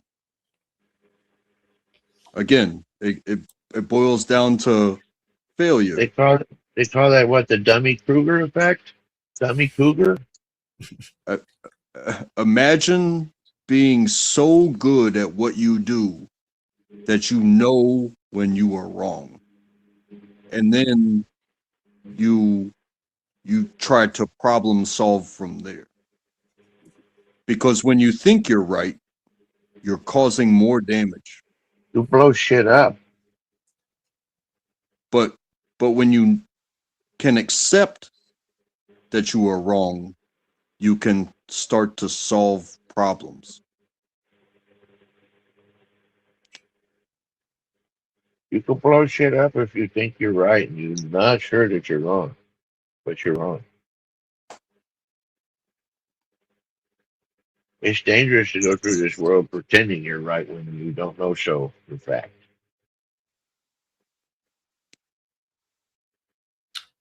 And that's actually what I would suggest is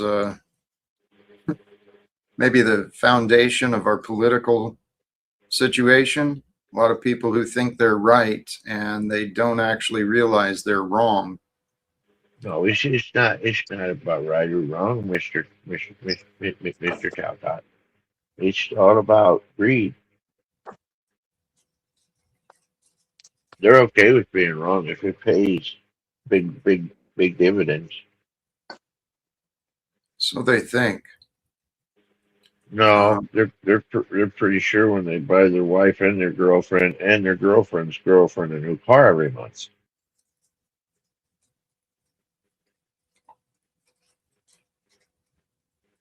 Yeah. It's just greed. And that's possession. I mean, not possession is I hold it, I own it. It's possession is some demon holds them. So this is a question, if we know this, right? We know that there's politicians and many of these people are moved by greed. What is it going to take? What could be? How about this question? What could be a catalyst?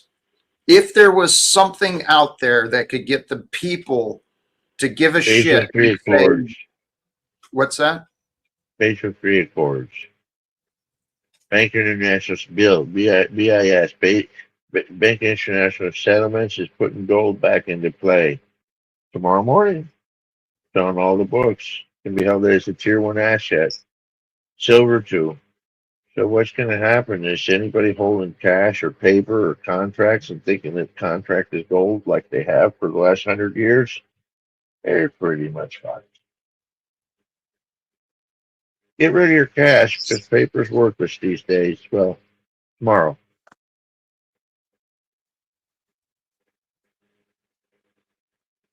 So the question I was asking is that levels the field, Jack, in my opinion.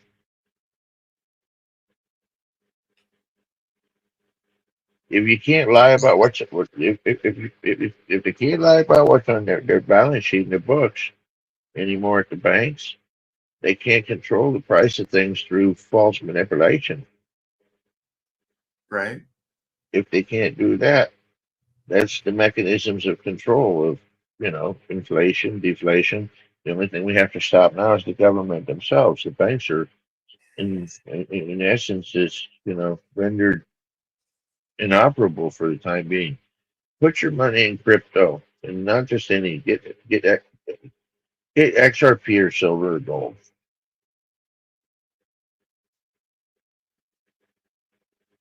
Please, Jack, ask your question. Thank you. So I'm wondering what it will take for people to decide, hey, we're not going to continue allowing these politicians to be moved by greed. My point was they're taking the money away from the corporate interests and not allowing them to do what they've been doing. They're systematically not allowing. The next thing is they're not allowing the. Excuse me. Sorry. Go ahead. I mean, They're not allowing corporate. They're not allowing corporate interests to buy property anymore. They're going to stop corporations from owning property in America so people can have it. Who is? The administration has, the government, what's that man with the president that look at his orange face? Mr. Donaldo. Oh, okay. So I guess we don't have to worry about anything then, do we? Trump's got it all under control. He's fixing No, it all. no, I don't know. I mean, I what the don't. I fuck? just told you what he did. I told you what he did. And you didn't address the question I asked. What question did you hear me ask, perhaps? Oh, I didn't know this was going to be a quiz. I'm sorry. Well, you answered the question, but you didn't answer the question. That's the whole thing. Well, can I have a makeup quiz? Can you ask the question again? What is it going to take to get people to do something? I mean, and you just answered, well, apparently Donald Trump's doing it all. We don't have to do anything. Woo! People, I mean, people. But that's an interesting thing because everybody's different. We're all us people out here. We're tall, we're short, we're fat, we're skinny, we're ugly, we're pretty. It's just so many people, and when you go to every person, they all have a different brain. So trying to make them all think alike, that I think you need drugs. Maybe if you got them all on something. I think the You have world to- needs sobriety. People need to clear their minds and wake up. Well, Dominators the- exist. I don't know. I think the evidence could be stacked up 15 feet tall, and it probably already is. There's plenty of evidence. Donald Trump is not fit to be a leader, but you know, if it's confirmed, I mean, what would it take for people to finally say, hey, yeah, this guy may not be appropriate? What would it take? I hate to say it, but even government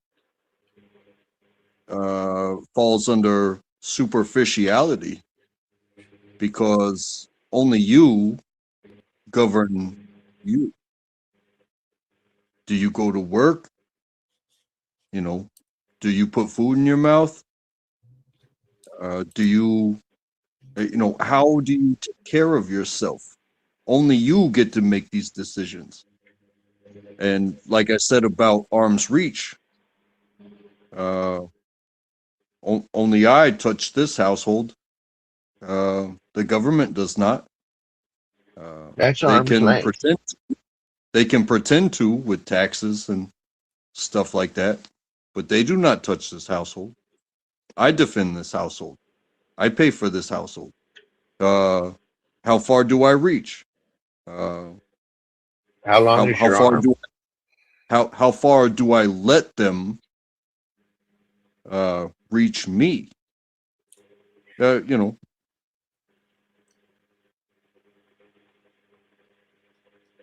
I see you shaking your head, Jack. Please. I don't know what's going on the panel and in the back. Hank, your camera, your device isn't connecting, I don't think. But here, tell you what. Well, I tried bringing him up. It didn't. If I'm saying something wrong, please let me know.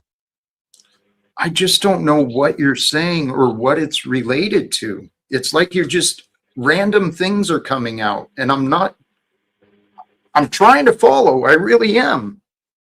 Are we having the same conversation, or is this just? It seems like the Twilight Zone sometimes, He man. basically said that this is what I heard, Jack. Is he basically said that the government is all messed up and they're pretty superficial themselves. So having any attachment to the government or believing that the government themselves can fix the problem or that anybody can fix the government is maybe more of a futile effort than it seems, because there's nobody in it that knows what's going on enough to fix it, much less out of it. It almost needs to have a full, engine swap, if you will. I mean, Let me for answer that. instance, for instance, we have this opportunity to vote. What does that do? It changes the personnel in the government. Well, not the deep state, though.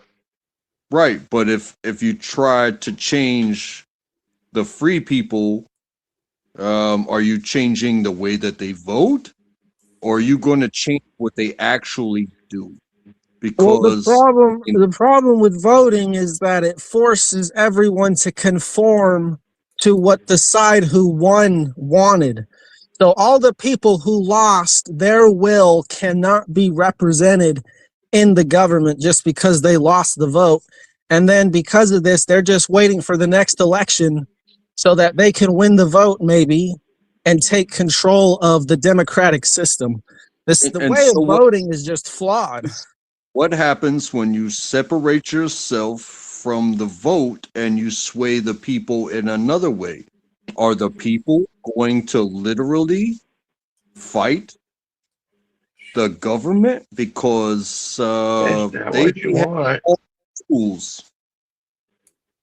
So let me answer your actual question, Jack. And sorry for earlier. I forgot StreamYard and shitified, so I switched browsers just to show myself. So, what Trump did to make me not support him as a leader was January 6th. I don't know how to get all the other people to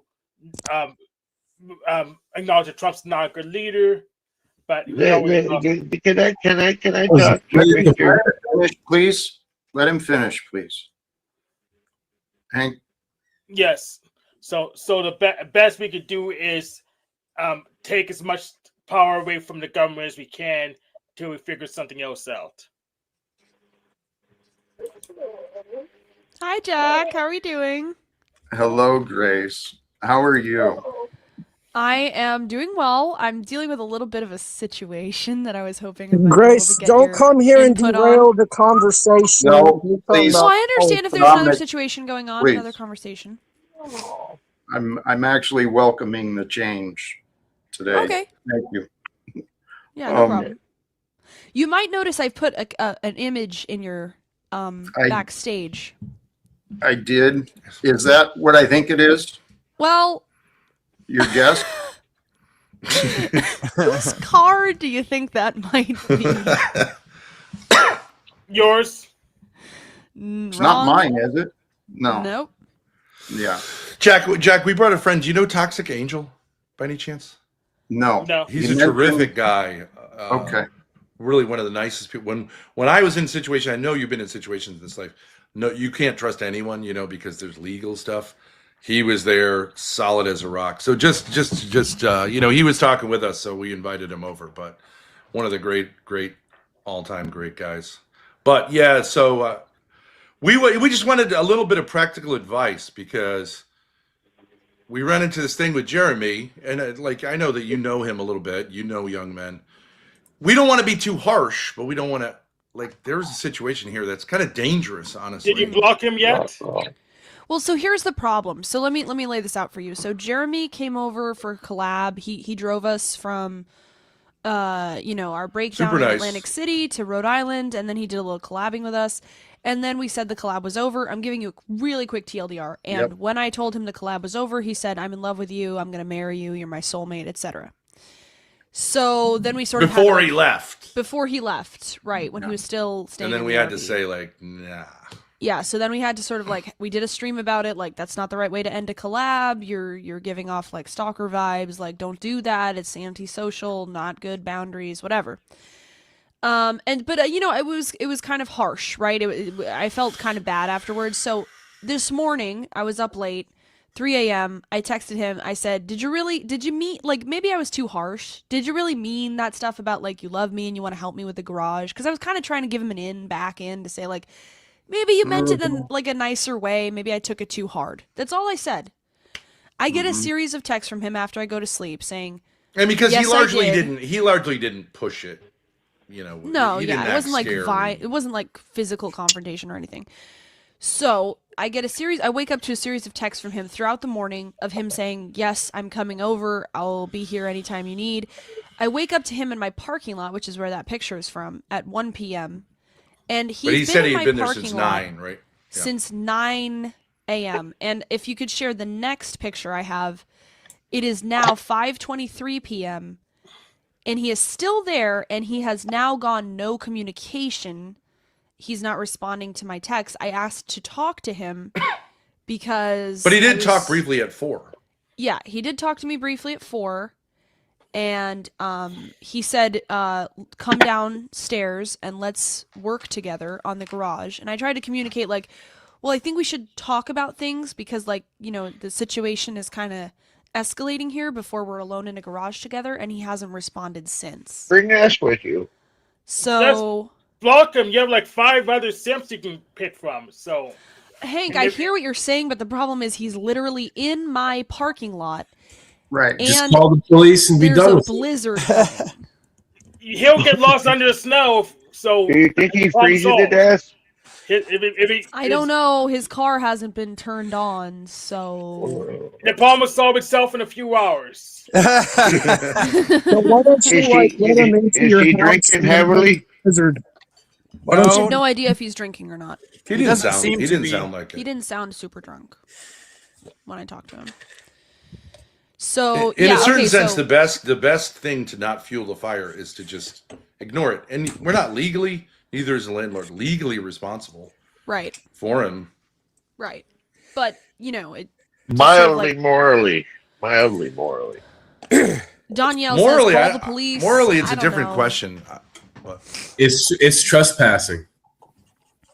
Just try and get Not a look because and I make haven't sure he's had him breathing. trespass. I could get him trespassed. Well, no. Danielle is right in the sense like he's in the wrong morally, but legally, but like neither us nor the landlord are responsible for people who, yeah, like we could act against him, but he, even if he died, I don't think it'd be anyone's responsibility but his. He's a 35-year-old man. I don't. Let- but obviously we don't want that to happen. Let our man Rico handle the dirty work. Jack, what do Okay. you think? Because you know Jeremy, you met him in person. Yeah. You know him somewhat. Well, first of all, I've been following. I pay attention. I've been paying attention at least recently. So you guys are fascinating. Truly. Truly fascinating. And with this, that's an interesting situation. And I guess the choice depends on what you want, right? I'm not sensing that you guys want to harm him. You're not, it doesn't seem like you're really afraid, you know, it's just No. seriously, what do we do? What do we do with this? Right. I don't know. I just sent him a text myself. He did? We'll, yeah, see. It's going to take some conversations. Right. He's got to make some changes. And here's my opinion. I don't know him well. I really don't. I had one interaction with him, but my interaction with him, he seemed pretty fine, right? Level-headed for the most part. He's not really out there. Just a young guy. My impression is he could use some clarity on what he wants in his future. Well, here's an update. I just got this in chat. Somebody just posted. I'm not joking. This guy's name is David Walsh. He met up with Jeremy. He has his number. He He's just known texted Jeremy me. for years. Yeah, and he says, not joking. Jeremy just texted me. His car broke down because of the cold. Oh, he's got a dead battery. Okay. Help him get a jump out of there. He's gonna go out there and help Jeremy repair his car like he helped you when he went across the country, or are you just gonna let him freeze out there? That's Gotta actually jump an that car. interesting point. Gotta jump that car. Well, but I didn't invite him over here. He's been helping you. I say the latter. The latter. Well, we're not in a position to help him jump his car anyways because our car isn't working. Correct, and he parked right behind my car too, so I couldn't jump start it from the RV if I wanted to. I knew that would come back. So he's just right outside your house. Mm-hmm. That's Yeah. right. But doesn't he live next door anyways? Get him to go home. Can you give him the tools he may need, like jumper cables, to find another jump? Nobody's driving. There's no cars. Like this is a blizzard. No, he's saying, do winter we have a storm. jumper cable? Oh, Yeah, but even with that, you need someone to drive up to his car. So There's really no one on the Well, you road. know, now. there's Yeah, other I ways to mean, jump the there's like car. 6 If I was inches on the closer, ground I right would now. jump it without a car. Can he go into your garage? I don't feel like I'm obligated to give him a place to You're stay. not. You're Yeah, not. you know, But just let him freeze. Fuck him, I guess, huh? Exactly. No problem. Well, He's well, his anyway. car is not the problem. His car is him. okay there. It's his Freezing's body the that's problem. in a His bad body's situation. the problem. Then leave it where it is. Get him an Uber. No, there's no Ubers Why now. would we get him an Uber? I There's know. no Ubers Alright. don't work. I Tell you I, what. I can't even get out my I- driveway. I have tell an you- idea. I you have what? an idea. I have. No, You I gotta do a got an wellness idea. check. Oh no, I gotta Ben. Yeah. You get in an Uber, you verify that it's on the way, and you show me how much it is, and in the background you give me your Cash App, and I'll pay for it. But wait a second. I find this interesting, Danielle, because at first you're like, fuck him. Why would a man have to I help said another man do what any man should do, which is to take Then care you're of not his a situation? Christian, as you said that you were. May I? It's not about being You Christian. will have but he has some Wait, Please, Don, Para. He can, but Para, wait a I second, wanna hear Danielle. what- I'm genuinely interested. You're not understanding, Daniel, is that it's just less energy for them to leave them out there than to actually do something. Well, wait, right? wait, but That's what it comes down let me just to, give you a little their more own information. comfort. There is a bowling alley 20 yards away from where he is. He could get out Sure. of his car, walk over to the bowling alley, get warm, Right. and order an they Uber. open? Why would I? Are they Why would I have Hold any on, Ben, obligation? real quick. whatever? Here's the thing. He professed his love to Grace, and he's trying to prove that he'd be a great husband. You don't prove that by needing someone to buy you an Uber. You man up and you handle it yourself. Wait, Yeah, also, may I- chat makes a good point. There are no Ubers, guys. It's a blizzard. The roads, like, there's a no drive policy. Like, But there are there's no- emergency shelters, and like, you know, I don't know if you call the cops, they're not going to let you die. But I Yeah, don't but really, this car I don't have should any get there. You know, obligation. I don't understand how you're like going on like a week ago, how you're trying to help Jeremy's comedy career, but you don't actually care about him enough to actually help him in a blizzard. Like you Why don't. should I doesn't care about die. somebody who What's came wrong to my with you? house uninvited and is now stuck because there's a snowstorm? And But he's a shooter. fucked He's a himself. shooter. He he's did doing that. it on purpose because he's trying to stick Grace in a situation because Yeah. he's obsessed with her. Well, this would be good for his comedy routine. He could tell snow jokes. Lippy, I want to hear what you have to say. Well, I'm sure you're familiar with equity, and there's 2 points in equity that I want to point out. He who seeks equity must first come with equity. Yeah. And this goes to the character of people that you hang around with. If you want equitous people, then you should hang with equitous people. Equity is a sort of equality. So it seems like you deserve each other because that's what you sought out. You know he's a drunk. You know he moves around from place to place and doesn't have stability. And yet True. you wanted him around. I think you I share. did not invite him this time. No, It- but it- Lippy, Fair enough. I it's did a- invite him the first time. It's But a Libby, share- it's a shared obligation. Equity imputes an intent to fulfill an obligation, and equity also does not aid the volunteer. So if one gives consideration and wants him there in any form, Mhm. there is the equality, there is the intent to fulfill the obligation, and I think you What's guys the are stuck obligation? with it. What's the the obligation? Well, you wanted him for content, right? Yeah, I sure. did not invite him back here, though. Originally, It's like originally, crabs, fine. You don't Yeah, invite sure. crabs either. But Exactly. I'm saying if we go up to a homeless person, we do a little content with them, we don't owe them anything. No, that's Subsequently, if they get run over by a bus, it's right. like, okay, it's Yeah, more content. that's the part about equity does not aid a volunteer. So if equity does not aid a volunteer, it means you have to have equal consideration. And you guys have been playing back and forth. This, like you said, this is not the first time. You've been playing back and forth equally. Not Here- really. Here's what I'm going to say. I No think idea. that Jack should be the ultimate mediator and decide. Because you came Yeah, to I'm Jack curious for what Jack advice, so thinks, yeah. Jack True, is going true. to decide. I got an idea. Whoever got that supposed text him to tell him get up on the damn panel. True. I'll Good do that point. right now. Yeah. I'll If do he's that in right now. danger, why we get on the panel? This is stupid. Well, it's not like he's going to do anything else. He can't drive away. The people in 9/11, they called their loved ones on the phone. What else could they do? Hey, Thank you, Talcott Express. Jeremy built his own snow tomb. Yes. Sorry. Whoops. Wrong one. Jack, what do you think though? Hey Jack, how you doing, my friend?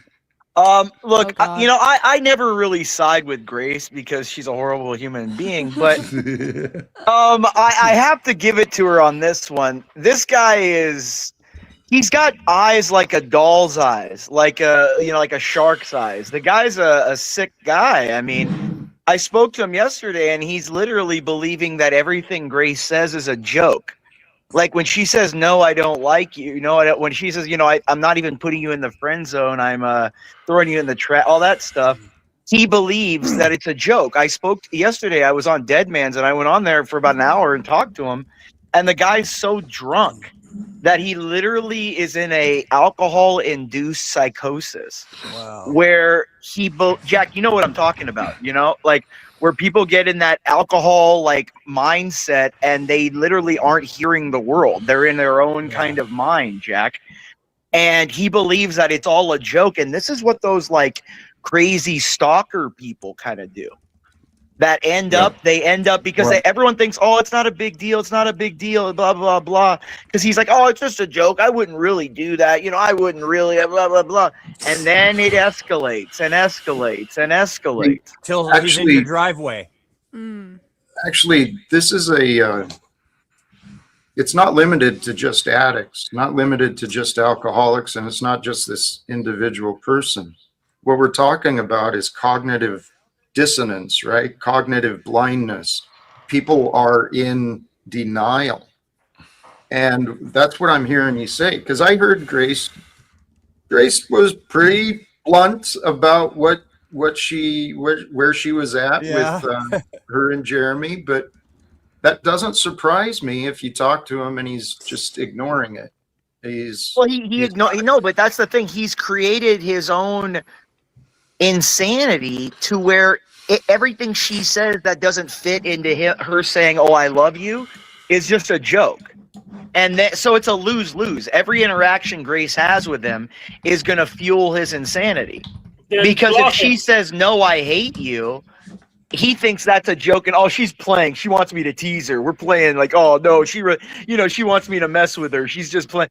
And then if you say, so wait, Imperious, can I just say, at this point though, it's beyond the romance thing because he's legitimately in a dangerous. That's what I'm saying. It's almost a possession of like an object, like a treasured object kind of thing. You know what Obsession. I mean? That's what I said. It's like you want to put like a ship in the bottle. You know what I mean? Those old ships in the bottle. I get what you're saying. He wants to put her in like a bottle. There was an old Star Trek: The Next Generation episode about this, where the guy collected data. Remember Data got collected by that dude and got kidnapped? But that's kind of what he wants to do. He wants to keep her as like this little perfect toy doll that he like plays with, dresses up. She says what he wants, that kind of stuff. But that's the opposite, actually. Okay, go ahead, TK. Whatever, He's here to defend whatever with you, whatever with everybody that's here, not understanding what you guys are doing to Jeremy. And then Imperious, we'll just start with that one thing you brought up. You said he wants to keep her like the doll, right? When she's the one 3 a.m. texting him, saying, come back. What do you think about the were you really serious about what you said? I didn't say come back. I didn't say come back. I did not say that. Dude, the amount of I don't care what Grace says, she's a woman. As a man, you should not want to put yourself in a position where you could be where that stuff like that could end up happening. Definitely. Like you should never be TK, wait, even if I had said to him, I actually realize that I love you and I want to marry you, it still doesn't give him the right to come to my house and park for 12 hours. It doesn't make any sense. That part's crazy. This doesn't like you, Imperious. You already said just fucking block him. You're not normal. Dude, I'm normal. I'm not going to go and like talk to a girl that doesn't want to talk to me. I don't care. I got other things to do. Like, for God's sakes, man. If there's someone that does it, I'm 38 years old. Like, I'm halfway dead. I don't have the time to just sit there and want to deal with someone that doesn't want to deal with me. Yeah, you were just said block him normally. Just block him. You don't want to talk. Yeah, dude, exactly. Like, but he's addicted to any kind of attention because he's autistic and he's probably bipolar. He seems kind of like a cluster B somewhat. And because you see him get manic and then you see him get depressed. He gets manic where he's like all like drunk as hell when he drinks and that causes mania. And then afterwards he gets in depression where like what happened with John, and so he's like, oh, I don't want to. It's manic depression caused by the alcoholism. If he's autistic, he's non-functional. Or at least exacerbated by it. TK, what was that? Can we get back to what you were about to say something? Then Imperious stepped on you like he steps on everybody. But I love Imperious. I have no problem. But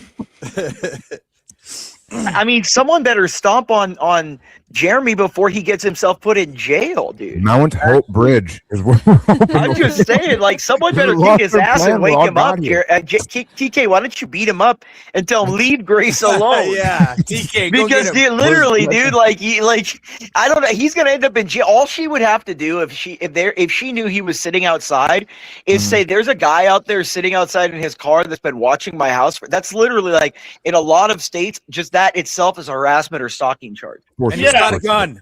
No, I mean, if I portrayed it a certain way to the police and I showed the texts, they would certainly tell Absolutely. him to leave and maybe give him a restraining order. But I don't necessarily want to do that. I don't see him as dangerous. necessarily. But that's because it's in the beginning. It's a joke. A lot of women have thought that in the beginning.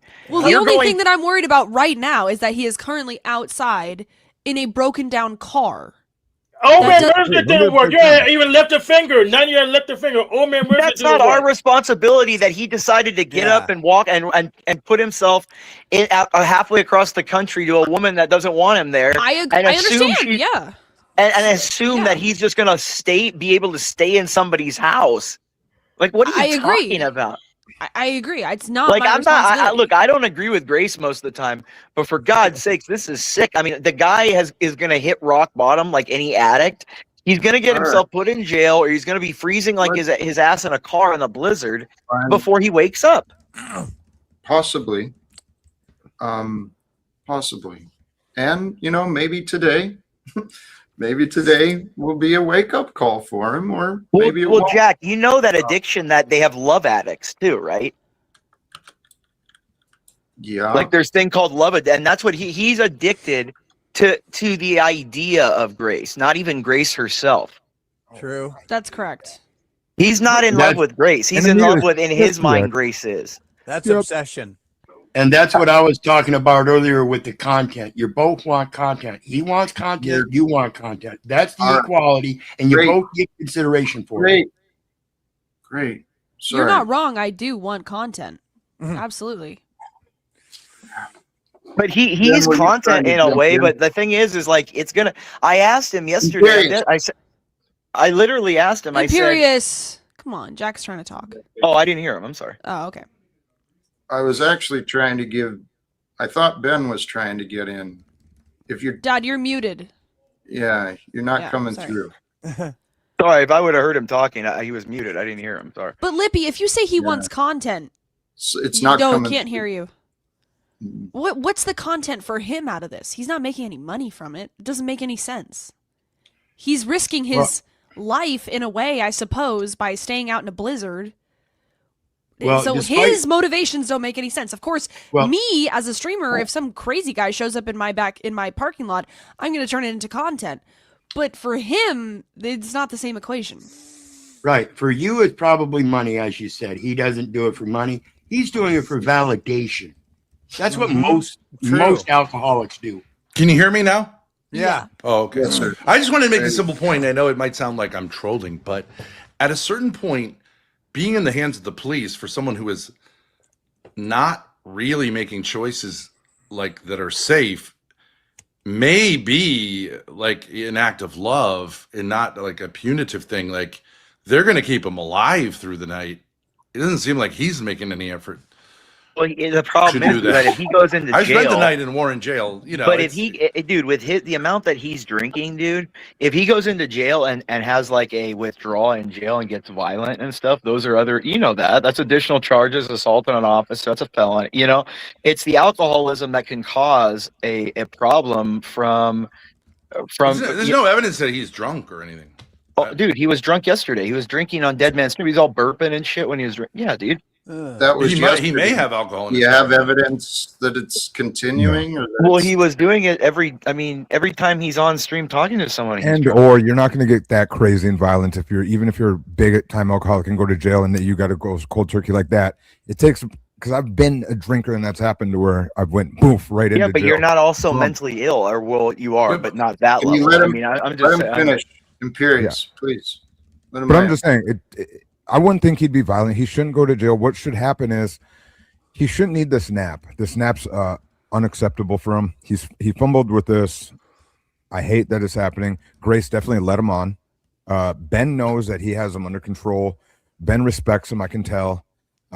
He wants a dude to be around, but he needs to get up in the morning and maybe start working on this shit. Right now, he actually ruined their vehicle. The brakes aren't done. I don't know why they keep pretending this. I've never been able to properly tell you to that. Well, they just he's need to be never bled. fixed anything, unfortunately. And True. so To some we extent. got issues there. The garage obviously is time and whatnot. So it's if he just He's showed a little drinking vodka initiative, to didn't stay wake up warm, for a cigarette. What was that? Yeah, but I'm saying if it's the alcohol thing, that Yeah. makes it even more dangerous because you will. I think there's a way in which people delude themselves into thinking they're okay when they're drinking a Yeah, lot. oh, yeah, when it's yeah, for really sure. cold, and it's actually super dangerous. Yeah, Like they used to have those big dogs come around with a little bit of booze under their like Saint Bernards, That's why they did that.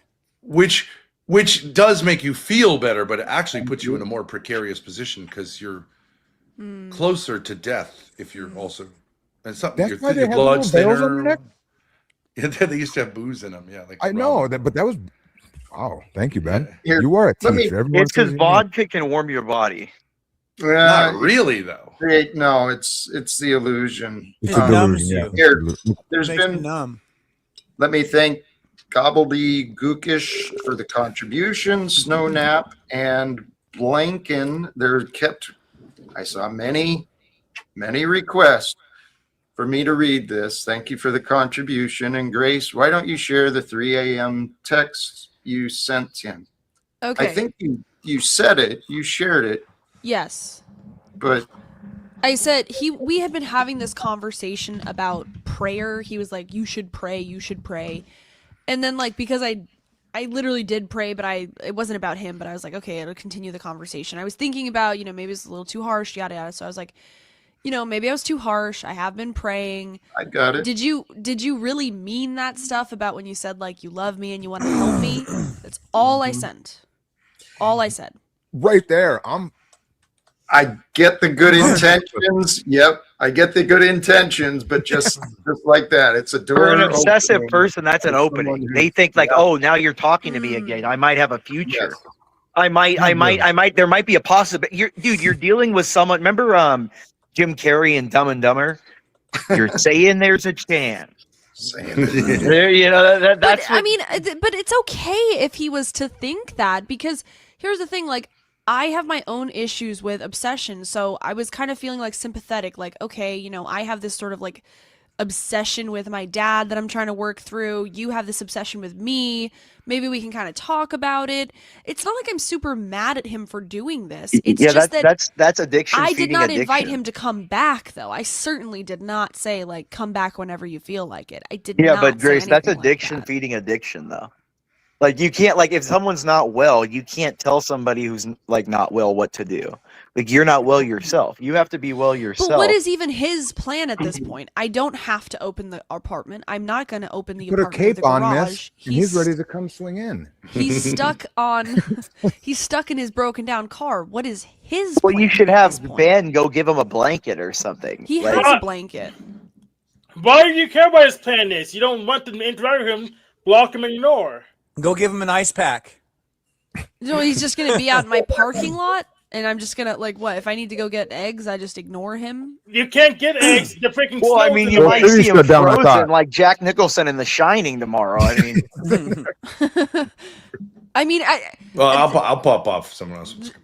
Am I fine, should I morally call the cops and do a welfare check? I mean, what do you you just even send do? Ben out there. He's a damn Sasquatch. No I mean, shit. he's fine in the cold. I mean, it's a freaking Yeti. I mean, he's fine. Send him out Yeah, there but and bring Jeremy a blanket has- to him.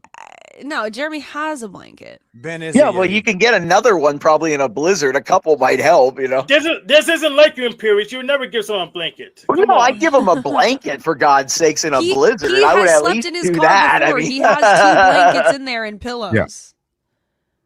He's He's fine. a Like, survivor. he's- He knows how to survive in that Honda. I know that for a fact. He's. I don't know though, TK. That's insane to sit in a blizzard in a car. yeah, you don't, dude. That's literally like a I'm ice in box. North Dakota. That's an like, ice that's like box. I live in North suicidal. Dakota, That's like lady. suicidal. I can run through that shit. Oh my gosh, toilet. I know. Anthony, here we go. Holy cow. I mean, maybe Welcome. Grace, go Grace, have Ben Mark, take him a Grace. picture of you. Then he can jerk off and stay up. He'll stay warm with that. I'm here to check in on Grace's protection here. There seems to be an issue going on with this individual. I don't know what's going on. Jack, are you consoling her in this regard for protection? I'm not well enough. I'm glad you're here. First of all, hello, Jack. How are you, sir? Greetings. Good to see you. I want to turn your mic up a little bit. I know you're a professional and everything, but I'm gonna turn you. No, up I'm a on little. my phone. I'll switch to the computer here in a second. It's good to see you. I'm glad you're here, and so you came to be a source of support and For Grace, protection. yes. I'm here for more. No offense to you, Jack, but it was more for support for Grace than here for you. Obviously, Sure. there's a big issue going on, and I see a lot of gents are around here, so giving her the proper guidance on what to do here. I appreciate y'all. What do you think I should do? Probably buy a gun. I mean, I don't know. I mean, is he exemplifying violent tendencies? I mean, you've been hanging Not around at this all. guy. No. Yeah, but we talked about this yesterday. His brother made a police report, and his sister on the police report said they're all afraid with him because he drinks and his alcoholism causes him to be violent. Oh boy. Now wait. Allegedly, his drinking causes him to be violent. No, okay, so his brother had him arrested. This was a few years, like his brother had him arrested, and that is true. I'm pretty sure. and his sister in the report said she's terrified of him because he's abusive and violent when he's drunk. There's like a body cam. Yeah, that didn't happen. Imperious, did you just tell Grace to take a blanket to the violent guy? All charges were dropped. All charges were dropped. No, they his brother and sister just didn't testify against him. That doesn't Didn't mean it, that's that's all well, that there you happened. go That's then. like, huh? That's just why because do you guys do families that with the just court always case? end up not testifying, bro. It doesn't mean it Well, didn't happen. That means Yeah, that but they weren't also that scared. Sorry, I'll just people. Yeah, actually, thank you, TK. Yeah, the other part of this is you shouldn't convict someone based on accusations, okay? Because people will say shit in a time of time of feelings and emotion, and it's not always true. I've been subjected to that, right? Still dealing with. I got punished for accusations, not for facts. But I don't see him as violent. Have you seen personally? I haven't heard you mention. Not at People, all. okay, look at Not at all. Yeah. people that have mental illness, especially bipolarism, and that drink, get to a certain point where they can be extremely violent when they're obsessive or they're in their delusions. now he can control it. So it's either he's a fucking But is he wackadoo. taking medication? Because you can't drink and take medication, or that's even worse. He's not Dude, taking medication. Period. That's Yeah.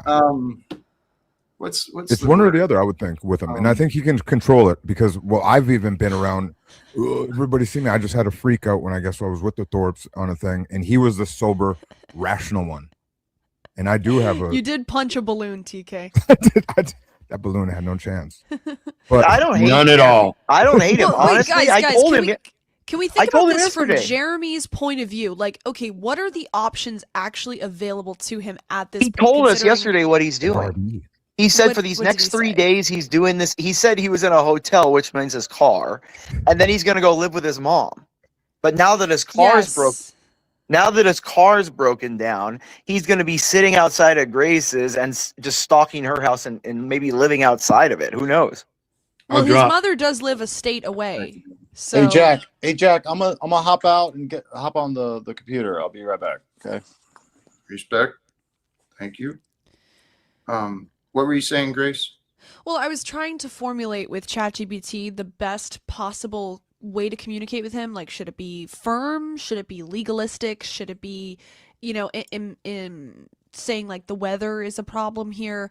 So I'm just trying to figure out from his mentality, what would be the best way to communicate my concerns without turning up the Grace, tension. can you ask ChatGPT how cold it is in a car during a blizzard? Like Well, inside of a vehicle? it's about 11 degrees outside. So Okay, so can you ask it what it would be inside of a car with no heater? well, wouldn't it be 11 degrees? It could oh be no, colder. maybe 20. Maybe It could be 20. colder. No, because there's If no you have- wind chill inside the car. That's what I'm trying to wonder. That's why I'm asking her to do it. It'd be interesting to see. It's definitely cold. Yeah, I wanted to like synthesize the topics if I possibly could, before Grace got on here and started talking about whatever she was talking about. Jack was asking the question of what would it take for people to actually change their ways, right? So I would like to synthesize that with the topic that came after that and ask, what would it take for the Thorpes to change their ways? Oh, this is the 70s guy, isn't it, with the long hair? I remember you. I mean, probably maybe a traumatic brain injury. I don't know. Why would I change my behavior? I've been perfectly polite this entire time. Well, I don't know. It seems that you led Jeremy on into a harmful situation in the first place. Harmful? Well, in the sense that he's in a car freezing and, with By his nowhere to go. choices. By his choices. He's It is his choice, but it was out of Harmful. deception. Doesn't matter if the choice was good or bad. The situation is harmful, and you can't deny that. He's sitting in a fucking parking. He's sitting in a neighborhood in his car. He's in no danger.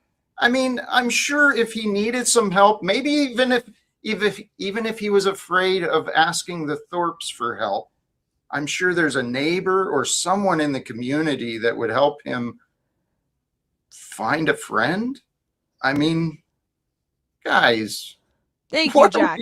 But Jack, I talked to him yesterday. Though appreciate he doesn't have any quote friends that he hasn't met like offline.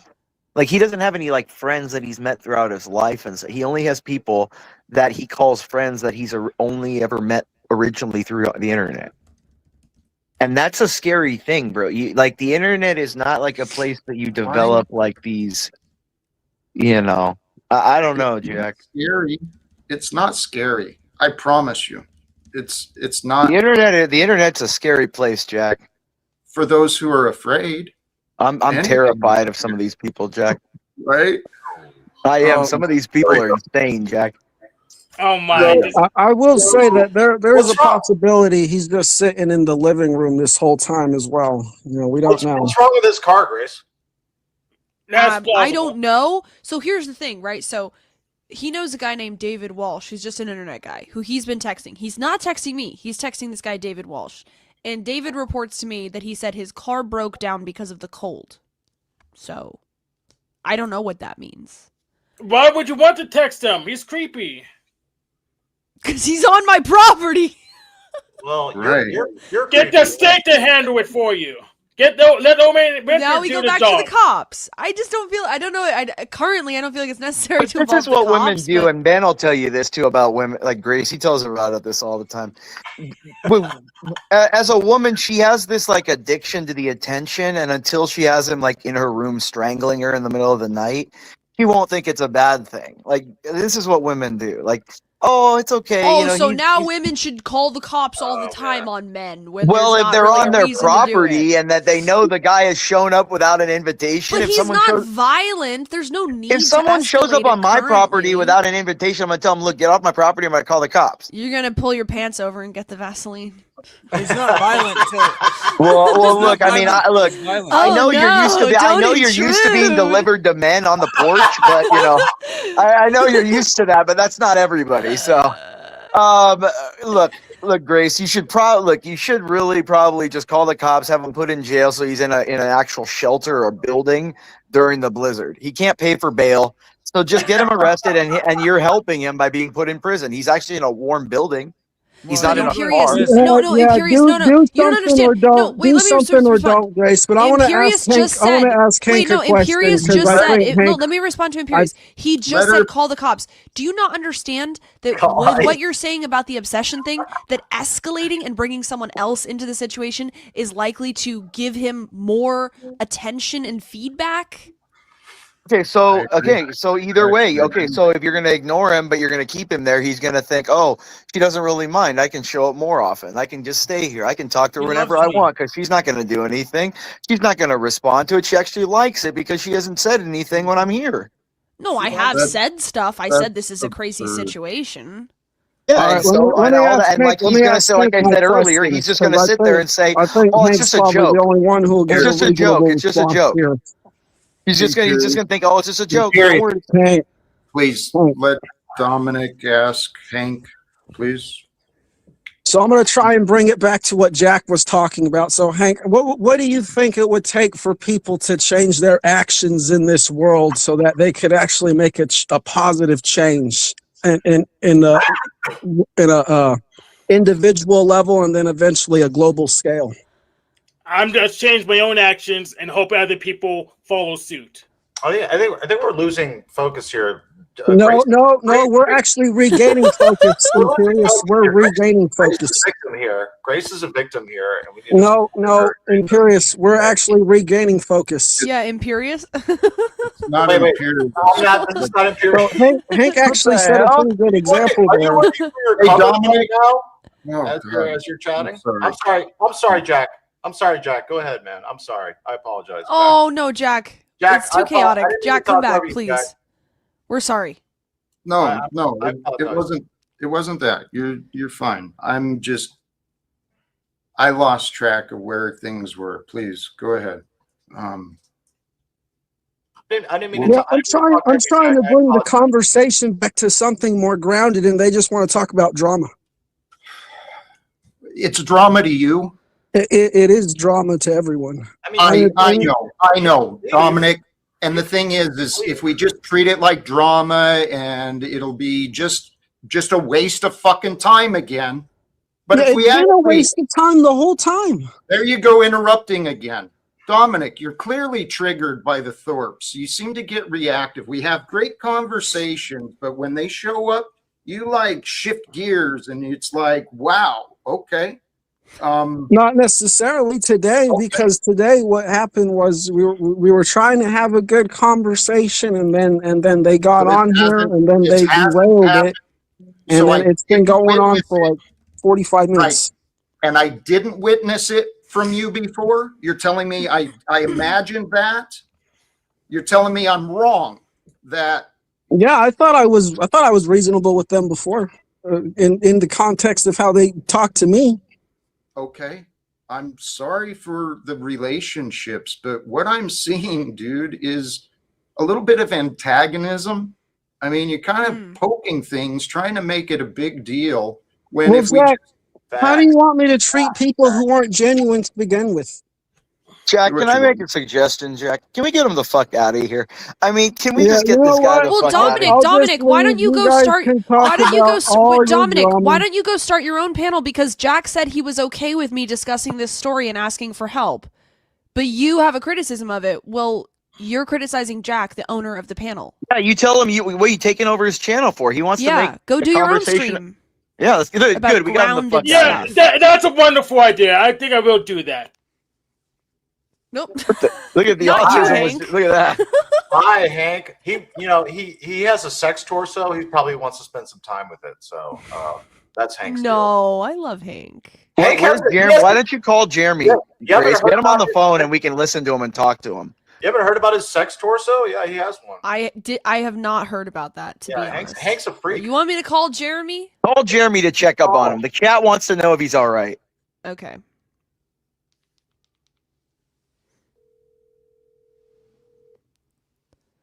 Put it on speaker so we can hear. It is. Well, duh. Hey, what's up? Hey, Jeremy. Listen, what's going on here? You've been out in the parking lot for, I think, 12 hours now. I'm really not sure what's going on. You're not responding to my texts. I'm just catching up on sleep. I need to apologize to Ben. Is Ben around? Well, I'm on a panel right now. My dad could join. I'm sure he'd be happy to talk to you. Yeah, put Ben on.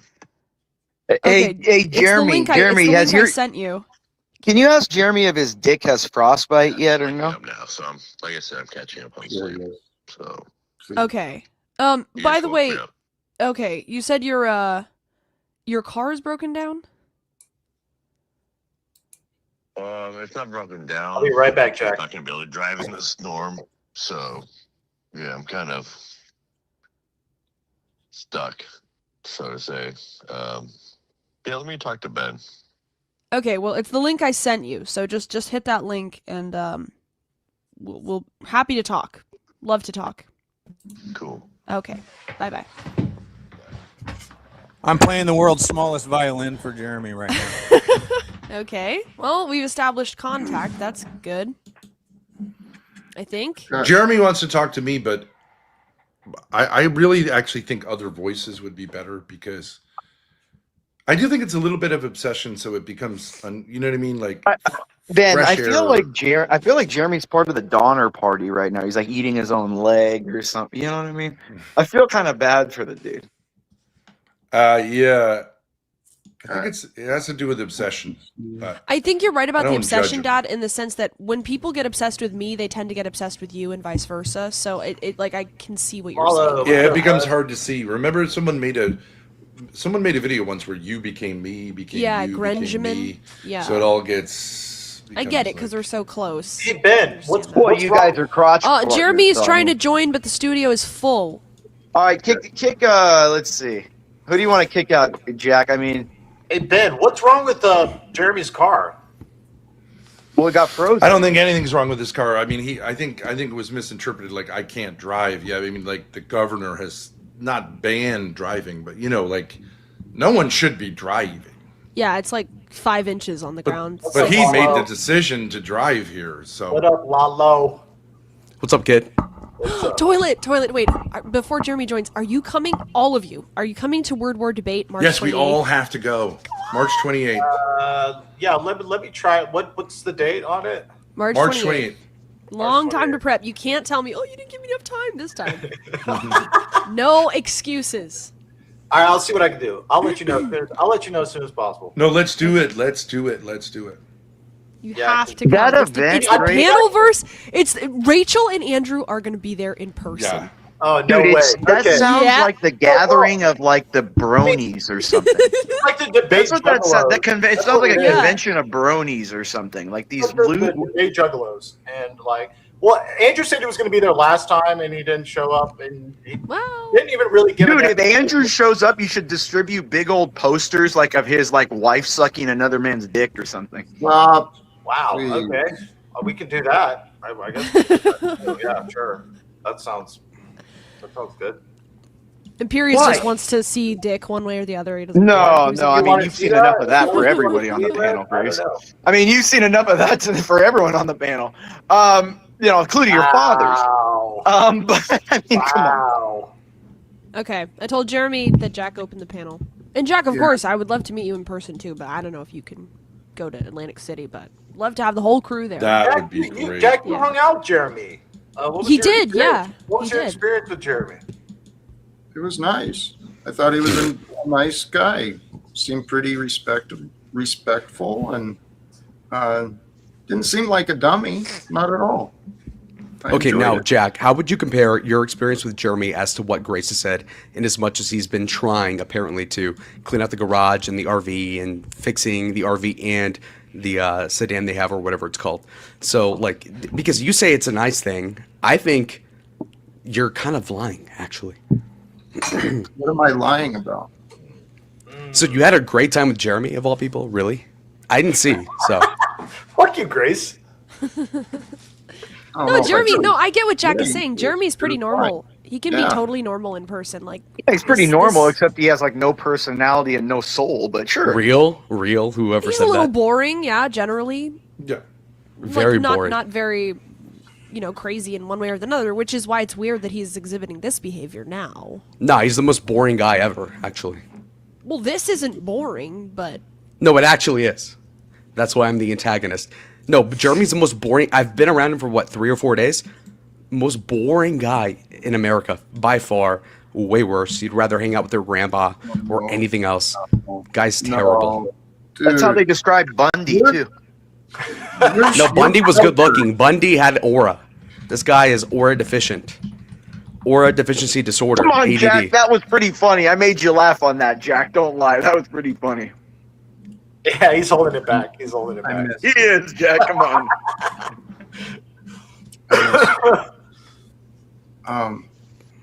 Hey, Ancient Waves, Modern Graves. I hate that new name, by the way. Real. I agree. real. Does not It's my flow. old name. Real.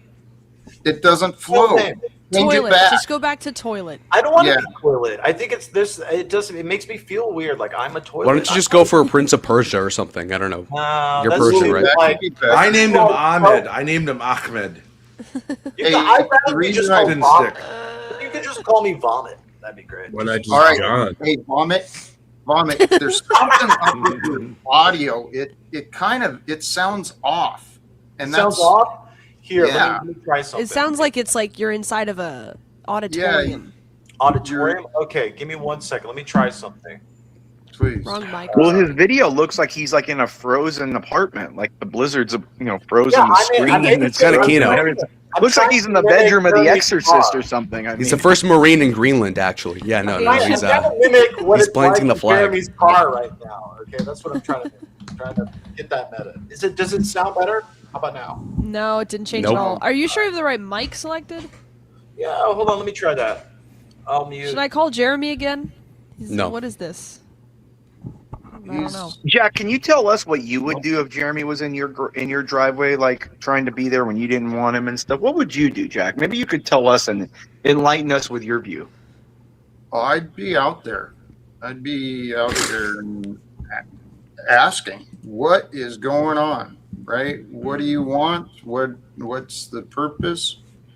But I'm a little different than others. Would you bring him one of those emergency blankets, like the foil things, and try to get him to heat up? No, because it's not in the middle of the woods. It's in urban area, right? I saw houses behind. Look, Jack, all I'm just saying, if you watch The Walking Dead, they need that sometimes. You know what? I think he needs a hug. Ben, Would you give him a spoon, Jack? Would you spoon him? Oh, to keep Lord. Him warm? Hey, actually, Who's supposed to give him the hug? Jeremy might need a hug from a 6 foot. What are you? 6'8"? 6'4"? Ben, are you gonna go spoon Jeremy in his car? He just texted me. He said, "I'm genuinely sorry." Please spoon me, Daddy. I don't know what for. He sent me I sent him a StreamYard link. He said, "I'm too tired." I said, See, he's "You're in a inviting dangerous you. situation." He said, "I know." Wait. And I said, "Do you need us to call you help?" He said, "Nah." Wait, Jeremy said he was too tired? Yeah. You shouldn't be tired after sleeping for 12 hours. Wait, Ben, you're saying wait a minute. Oh, that's ironic. It's Sleeping one of all the day, warning- sitting on your ass, and then he's tired. It's actually one of the warning signs. That's hypothermia. For hypothermia is that That's you what I feel said. That's tired. hypothermia, man. It is. Well, then let him sleep. Then let him sleep. Yeah, but your body, your blood. No, he pressure, said your he blood wants me temperature- to unlock the RV.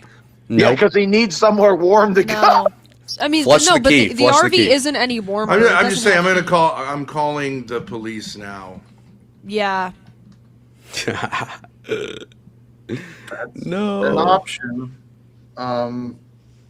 Yeah.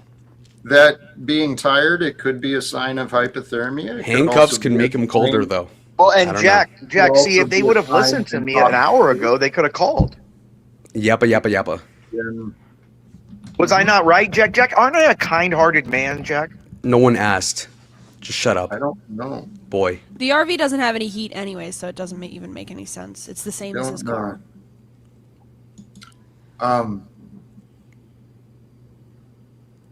There's clearly opportunities there for the young man. And, Young. Young is Yeah. crazy.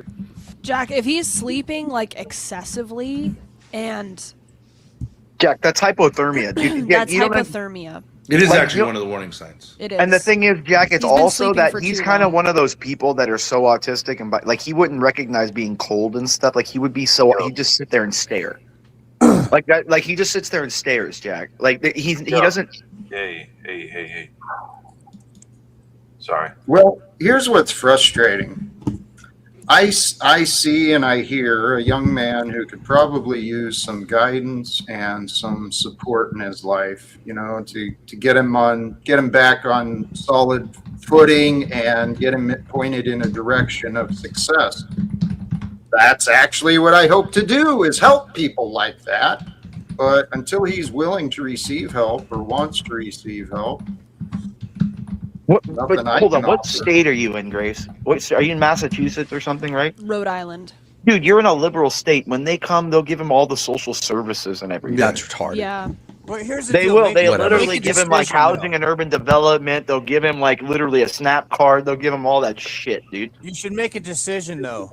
Either go tell him, Ben, tell him to scram, or Ben's not doing shit. He's not even getting up to Please. piss. No, I did. I told him I'm calling the police, though I haven't actually Alright. dialed yet. good point. all right. So, So you I give mean, him he a can heads get out up. of his car and walk. I think you guys keep missing the fact that he can walk 20 feet. There's a business He's a victim. right there. Let him He die. Can walk in, get warm. Let charge him his die. phone, Don't call use the whoever cops. His mother lives Let an him hour die. away. Why are you How such is a that pussy? Let him die. Who cares? That's fucked That's up. on him. Fucked up, Lalo. That's fucked up, Lalo. Jack, there's a demon on Why? this He panel. asked There's to a do it. demon He's on this 35 panel, years Jack. old. He wants to get pissed drunk, and he's what? He could have kids at this Is he point. No, drinking? fuck him. He's Fuck drinking in him. the car? Let him suffer. We don't know. He's drinking in the car, Lalo? I assume Yeah. so. The problem with him, though, is that he's so fucking boring, is that he sounds drunk regardless of the fact of whether or not he actually is drunk, is the problem. See, at least with Toilet, he, like, gets drunk and, like, he's different. This guy is the same regardless. It's like, okay, well, just fucking die then. My opinion, again, I don't know. Fuck, that's 4,000 brutal, miles man. away, not my opinion. Jack, He's that's older. harsh. That's Lalo, I bringing didn't down know the there was vibes, so Jack. brutal like that, dude. Fuck, man. That's brutal. We don't Bad want. is If bad. Jeremy dies, where's the entertainment going to come from, dude? Entertainment from Jeremy? Hello? Yeah, that's entertainment. That's what we're talking I'd about. rather right? jerk off to a fucking Dad, white Dad, wall. are you Dad, are you kidding me? texting him? Yeah. Lalo, you got some Okay. issues, dude. Oh, I definitely do. But I said I'm one calling the problem. police. He said she wants my help. I'm here to help. Lalo is very, very, I'm a sick fuck. Wait, hold on. Wait. So you said I'm calling. He said I'm too tired. You said I'm calling the police now. He said she wants my help. I'm here to help. Yeah, and then I sent him the StreamYard link again. I said, you can make the case. Grace is on panel. We got to get you.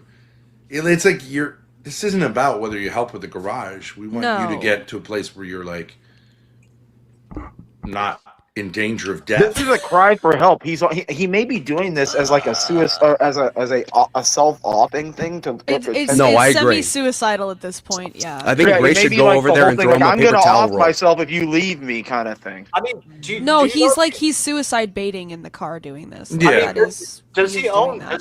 Does he have a firearm? What if he? I mean, what if he No. just like loses it No. and kicks your door He's down? too boring to have a gun. No, he sucks. It's I like mean, what if Wolves he and Grummet. kicks your door down and wants to fucking shoot Hey, you? Jack. This? I just thought you might feel as uncomfortable as I do and wonder what the fuck these people are doing You here. sound white. It's tough.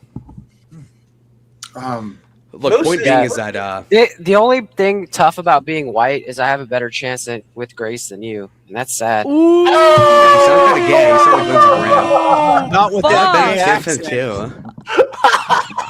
Very Jeremy coded. That was good. That was good. You gotta go coddle Jeremy in the car right now, son. Brutal. Shout out Isfahan. Yeah, no, nuked. Oh, Lalo, did you have any response? There were some allegations. I cannot in any way. To me, I have no value. But you have no response at all. No comment. Oh, I deny everything. No, I'm lit. Okay. I'm lit. I'm working out. I'm getting better. Okay, I'm locked the fucking. I got all this shit going on. Let's go. Flexing on the fucking chat. I'm in control now. It does look like you're pushing a large weight up and down. I know it's like fucking Grace. It's almost to that level. I get you, twin. Okay, point being though is that with Jeremy, if I were you, I'd probably call the cops to get him removed. Now the whole thing about him dying, I could care less. But it's like you're blocking the RV. So if OBC were to come here for 20 years, he might have fixed it by then, and the car's still blocking it. So maybe call the cops then. Ben is saying that he should do that. That's What's where I the stand. What's the Lalo pick, Grace? No. I was sent a picture of Lalo with a heavier, older woman sitting on his lap, and the allegation attached to that picture was. I would say not so much sitting on his lap, perched on. Yes, perched. And the allegation like associated. nesting. How did your legs survive a large woman perching on you? Grace has sat on me before. Okay, hold on. We're bringing it back home. And the Bringing it allegation back. associated with that picture was that Lalo got himself a DUI and was servicing this woman for $50 a weekend That's to pay off his lawyer's fees. Where'd you get that from? That's retarded. No, not true. You were Not true. Lalo. Allegation. No, I don't not know. true. These are Who the fuck told you that? Show me. It's These a are- lie. I can't You did. reveal my sources. It's a lie. It's a goddamn lie. I would. It's a source that I do hold very reputable, but Can you explain where that picture came from? Because it clearly is a picture. She can't even confirm the source. What are you talking about? I'm denying everything. I didn't do shit. I'm innocent. I'm just a. Anyway, the point being is that I'm innocent, and I didn't do anything. Also, Jack can show it, but it may not be that that's his main concern. And Also- flexing means nothing around real men. I don't care. Also, $50? Are you kidding me? Who said that? Like what? Who? $50. 50? That ain't shit. You're not denying the behavior, you're just denying the actual literal payment. The amount. No, I'm denying everything, as I've said like 4 times already, Ben, if you were paying attention. Now, $50 is not enough if I were to do that. Like, that's fucking retarded. Like, come on. How much then? How much? To fuck a fat chick? I don't know, Yeah. like $5 grand, 10 grand? Don't lie. To fuck Yeah. a fat chick, dude, you Done do it that for for you. free. Stop it. You love them. No. How about a dude? Because the chat. Those Latino guys, they love those old tortas. They love them. My uncles do, not me. No. I'm saying we got. I'm going for snow bunnies and lighter skinned women.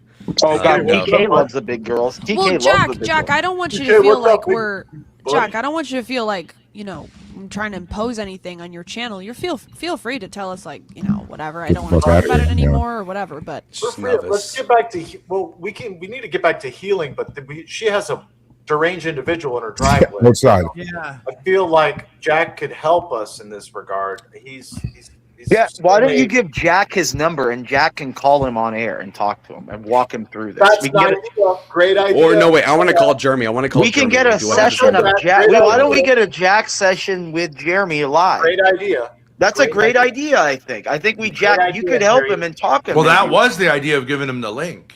Really. But to he talk to won't do Jack. that because he's embarrassed right now. He wants Grace. So I think Jack needs to call him directly. Yeah. Jack has his number. They met and went to a museum. yeah, There you go, Jack. Jack, call him. Gay. I mean, if Jeremy's out there anymore, he's going to be in a museum. I'm gonna go to the restroom. Hold on 1 minute. It's gonna be like the caveman, Imperious. Iceman. I love you, Jack. Just so you're aware, we'll get along a lot better if you don't tell me what to do. Well, I'm making suggestions, Jack. I would never tell you. I realize that's your intention, but the way it's coming across, you're speaking down to me, telling me what to do, and my patience has been. I'm trying to have fun, but Jack, I'm trying to save a life. That's all. I don't feel that. I think you're just. I don't know. But Jack, you can't be a telepath. I mean, or an empath. I mean, Jack, look, an hour ago, they would have taken my advice and called the police. He'd be in a warm cell right now. He wouldn't be out in the cold. So who's the bad guy, Jack? He's the bad guy. He's put himself in this position. But that's what I'm saying. I'm trying to help a man who can't help himself. Well, if a man is dead set on not wanting to help himself, he's dead set on some type of mission that needs not any sort of interloping from others. He's certainly not open to advice. If he's sitting in a driveway where he's not wanted, he's certainly in a mindset where advice is not going to be. He's impervious to that. Yeah, but Jack is away with things. Jack has a way with things. He can get to people. He's dealt with people with obsessions and stuff before. Sure. See, I think maybe Jack and I disagree on this.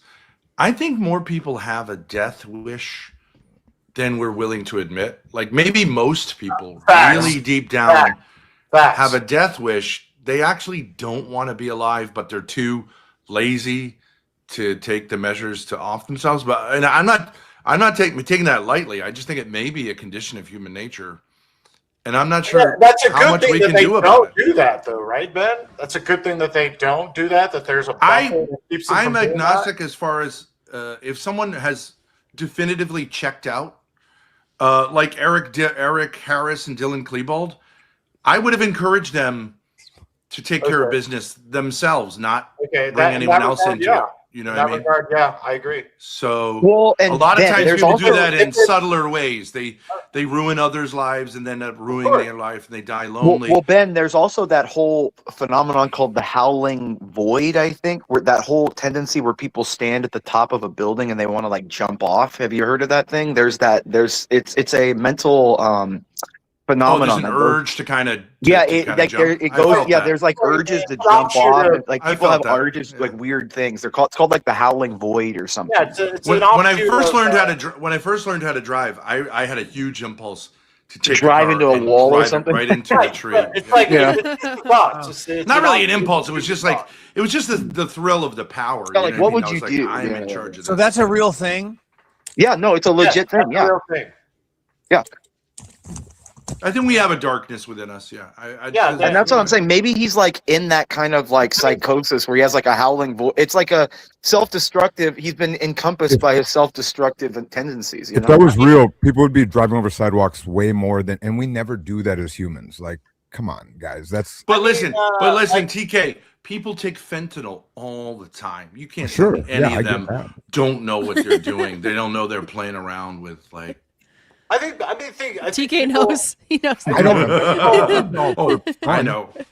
No, I meant like I get that people do drugs. I think people have had like pessimism sort of ingrained in them. They think the worst thing is going to happen in their lives or otherwise, and that's why this concept of intrusive thoughts are a thing where we want to drive off the road and kill ourselves because of this thing. We have no optimism of the future. We have no. I don't know why that's a thing. Charlie, can I ask you a question? Because I know you know a bit about theology, and you know there were the three temptations of our Lord in the desert, and two of them you can understand. You've been fasting for 40 days. Make some bread. I can make you the king of the entire world. What do you say? The third one is the most interesting one. Jump from this tower, and if there is a God, he'll save you. The angels will save you. I think that's actually the biggest temptation of the three. But it's a weird temptation because it doesn't really make any sense to tempt God. You know what I mean? But I think that a lot of us. He's tempting him with suicide. He's saying, kill yourself and raise yourself back up. He's saying, kill yourself. It's God saying Satan saying KYS. Well, I think he's saying like, yeah, tempt taunt God into letting you die to put him in an impossible situation, because if he saves you, you're his kind of bitch, right? But if he lets you die, then he looks like a bad father. Jack, maybe you can save Jeremy. Can you? So it's like a way of putting God in an impossible situation. Yeah, give him some hope. The man's a guy without hope. You're a positive man, Jack. I'm not a positive guy like that. You can talk to him. Come on, Jack. But I would say also there's a psychology of Jeremy. He's relatively low on the birth order, so he's like the fifth of 6 kids, and a lot of times the kids at near the bottom are used to getting saved by everyone from experiencing the consequences of their actions. So a lot of people who use drugs are the last kid, the baby. There's this way in which that explains me to a T. Fuck. Shit. And there's a way in which they don't really necessarily do it, but they threaten to do it and then expect everyone to come. And eventually I do think that person has to experience like people You know going, it'd be hey, Ben, you know wanna it'd do be it? creepy. Do it. Ben, you know it'd be really creepy if right now Jeremy shows up and sits down in Grace's chair. That'd be really creepy. Like what? Like wearing her never mind. Wearing her lingerie. He's like wearing her dress of hers or something. He's wearing one of her dresses or something. Like he's wearing her Lululemon fucking outfit and shit. Like that would be fucking crazy work. What about showing up right behind? Oh, hey guys, how are you? I just don't get why he's still outside. It is confusing. Over-exaggerated lipstick. I mean, it's funny because you guys all know, literally, we could go out there. I could walk him up and be like, bro, come on in, warm up, have a cup of coffee. Yeah. But like, and it is like, I just don't see how I could do that. But what would that lead to? All that's going to lead to is to more feeding of the obsession. He's had 12 hours to just simply like walk over next door to a bowling alley that's perfectly warm. Maybe they're not in business anymore, but I mean, they're not open anymore, but like there's places all over the place here.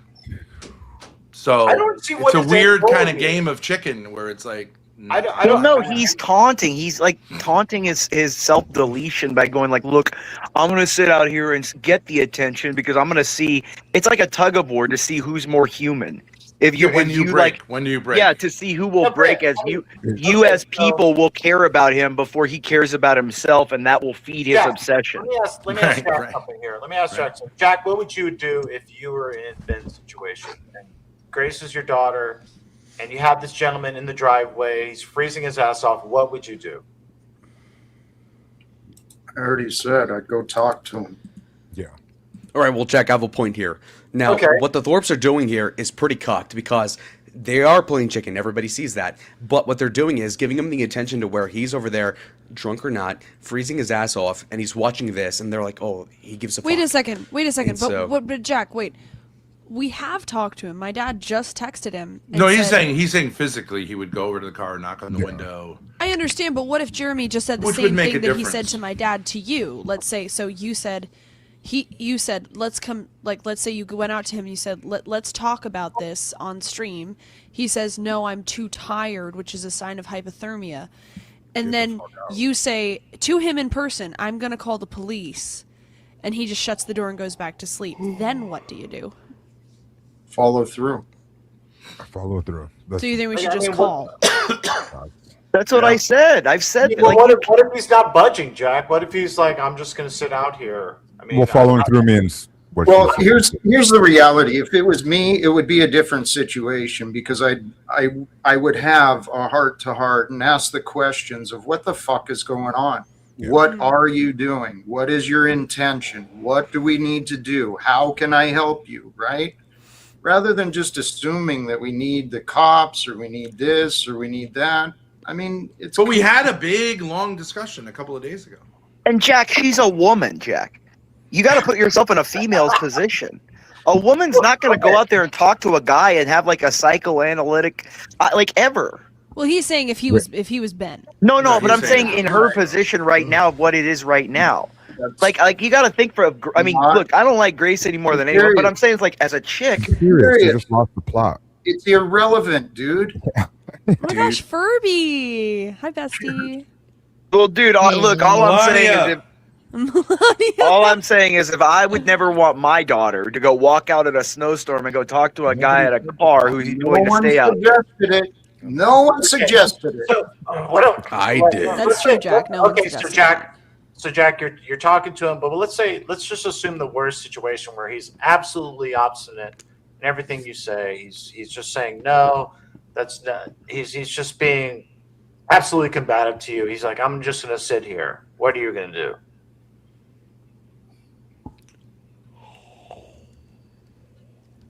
Well, what if he's just not listening to your advice at all? Yeah. Let's assume he just says, fuck all your advice. I'm just going to sit here and do what I'm doing, whatever the fuck that is. Yeah. What are you going to do? He just ain't gonna be here now. I'm sorry. That's Would you like what he's We've going got to that do? would happen. We've got a dingo in the back. Dingo? Dingo ate your baby. Didn't That want to say sound it. familiar to you? I don't know who that is. Yeah, I know that guy. Oh yes. He's needed. He's needed. He's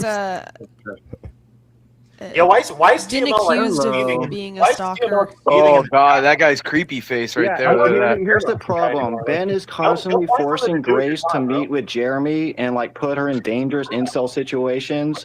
Like she does it with OPC as well. She does it to humiliate these guys. Yo, Like, where it's all a OPC at? humiliation ritual for like Jeremy and here. I think they humiliate themselves. This is like a nightmare implementation yeah, right now. but like Ben has to seek these guys out to like feel better about himself because he has a really tiny wiener. Oh no! Fuck you, dude. See, Jack, these are these kind of people, Jack. Look at this. Like, do you see what happens, Jack? When look, this is a sick world we live in, Jack. I was gonna say I don't trust dingoes in general, but I don't trust know them this all until person. now. Dude, you can look No, at that I'm guy's sorry, face Jack. as He's hell. never done that before. He's I'm never sorry. done That that. sucks too. I was streaming too. That sucks. He's never done that. I will say that too. So I He would got have never. desperate. He got that was desperate. crazy. That's disgusting. See, What a Jack, sick look at freak. everyone says that. Look at just like Jeremy. He's never done that. He's always been cool, and then the first time, all it really takes is one time, Jack. That is crazy. Yeah, He get has rid of never us done all. that before. He's Get been rid on of us all. streams We for could all do it at any point. Are you gonna restart the stream, Jack? Or it was a finger in a hole. No. No. It wasn't. It was, I couldn't it was a very small penis, okay? It was a very, very small penis. Frankly, folks, pretty embarrassing for everybody involved. I think Ben the has way a small dick. I don't know what happened. I Blame think Jack. He's a limp dick nigga. I don't know what happened. Blame Jack. Gross. Jack's fault. It's I weird think- that Ben left so that way I dingo allowed could this. come up. It's not your fault, Jack. He got cucked. My creation. I appreciate it. Thank you. Jack, it's not your fault. You're a good man. I think the way he presents it, that Niece, you got a screenshot? What the fuck? Like I said earlier, they both wanted it on both sides, Pause. and the way it sounds like his car is not having troubles, and he's just stuck there. And if you call the police on him, that's the way it's going to be. Is this explained. Jeremy's They're not- dad? And they're not going to do anything about it. Lalo, chill. Well, they're gonna take forever to respond at least. Yeah, and when they get there, they're going to find no need to have responded. It's not a life and death situation.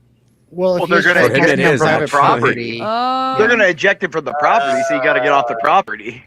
They're not gonna Not if charge- he's snowbound. Not if he's snowbound. They might Oh give yeah, him a you ride. can't just stay out. Oh, I'm sorry, my car. Like, my car. It died in your driveway. It's a snowstorm. I got to. Where do you live, son? In the desert?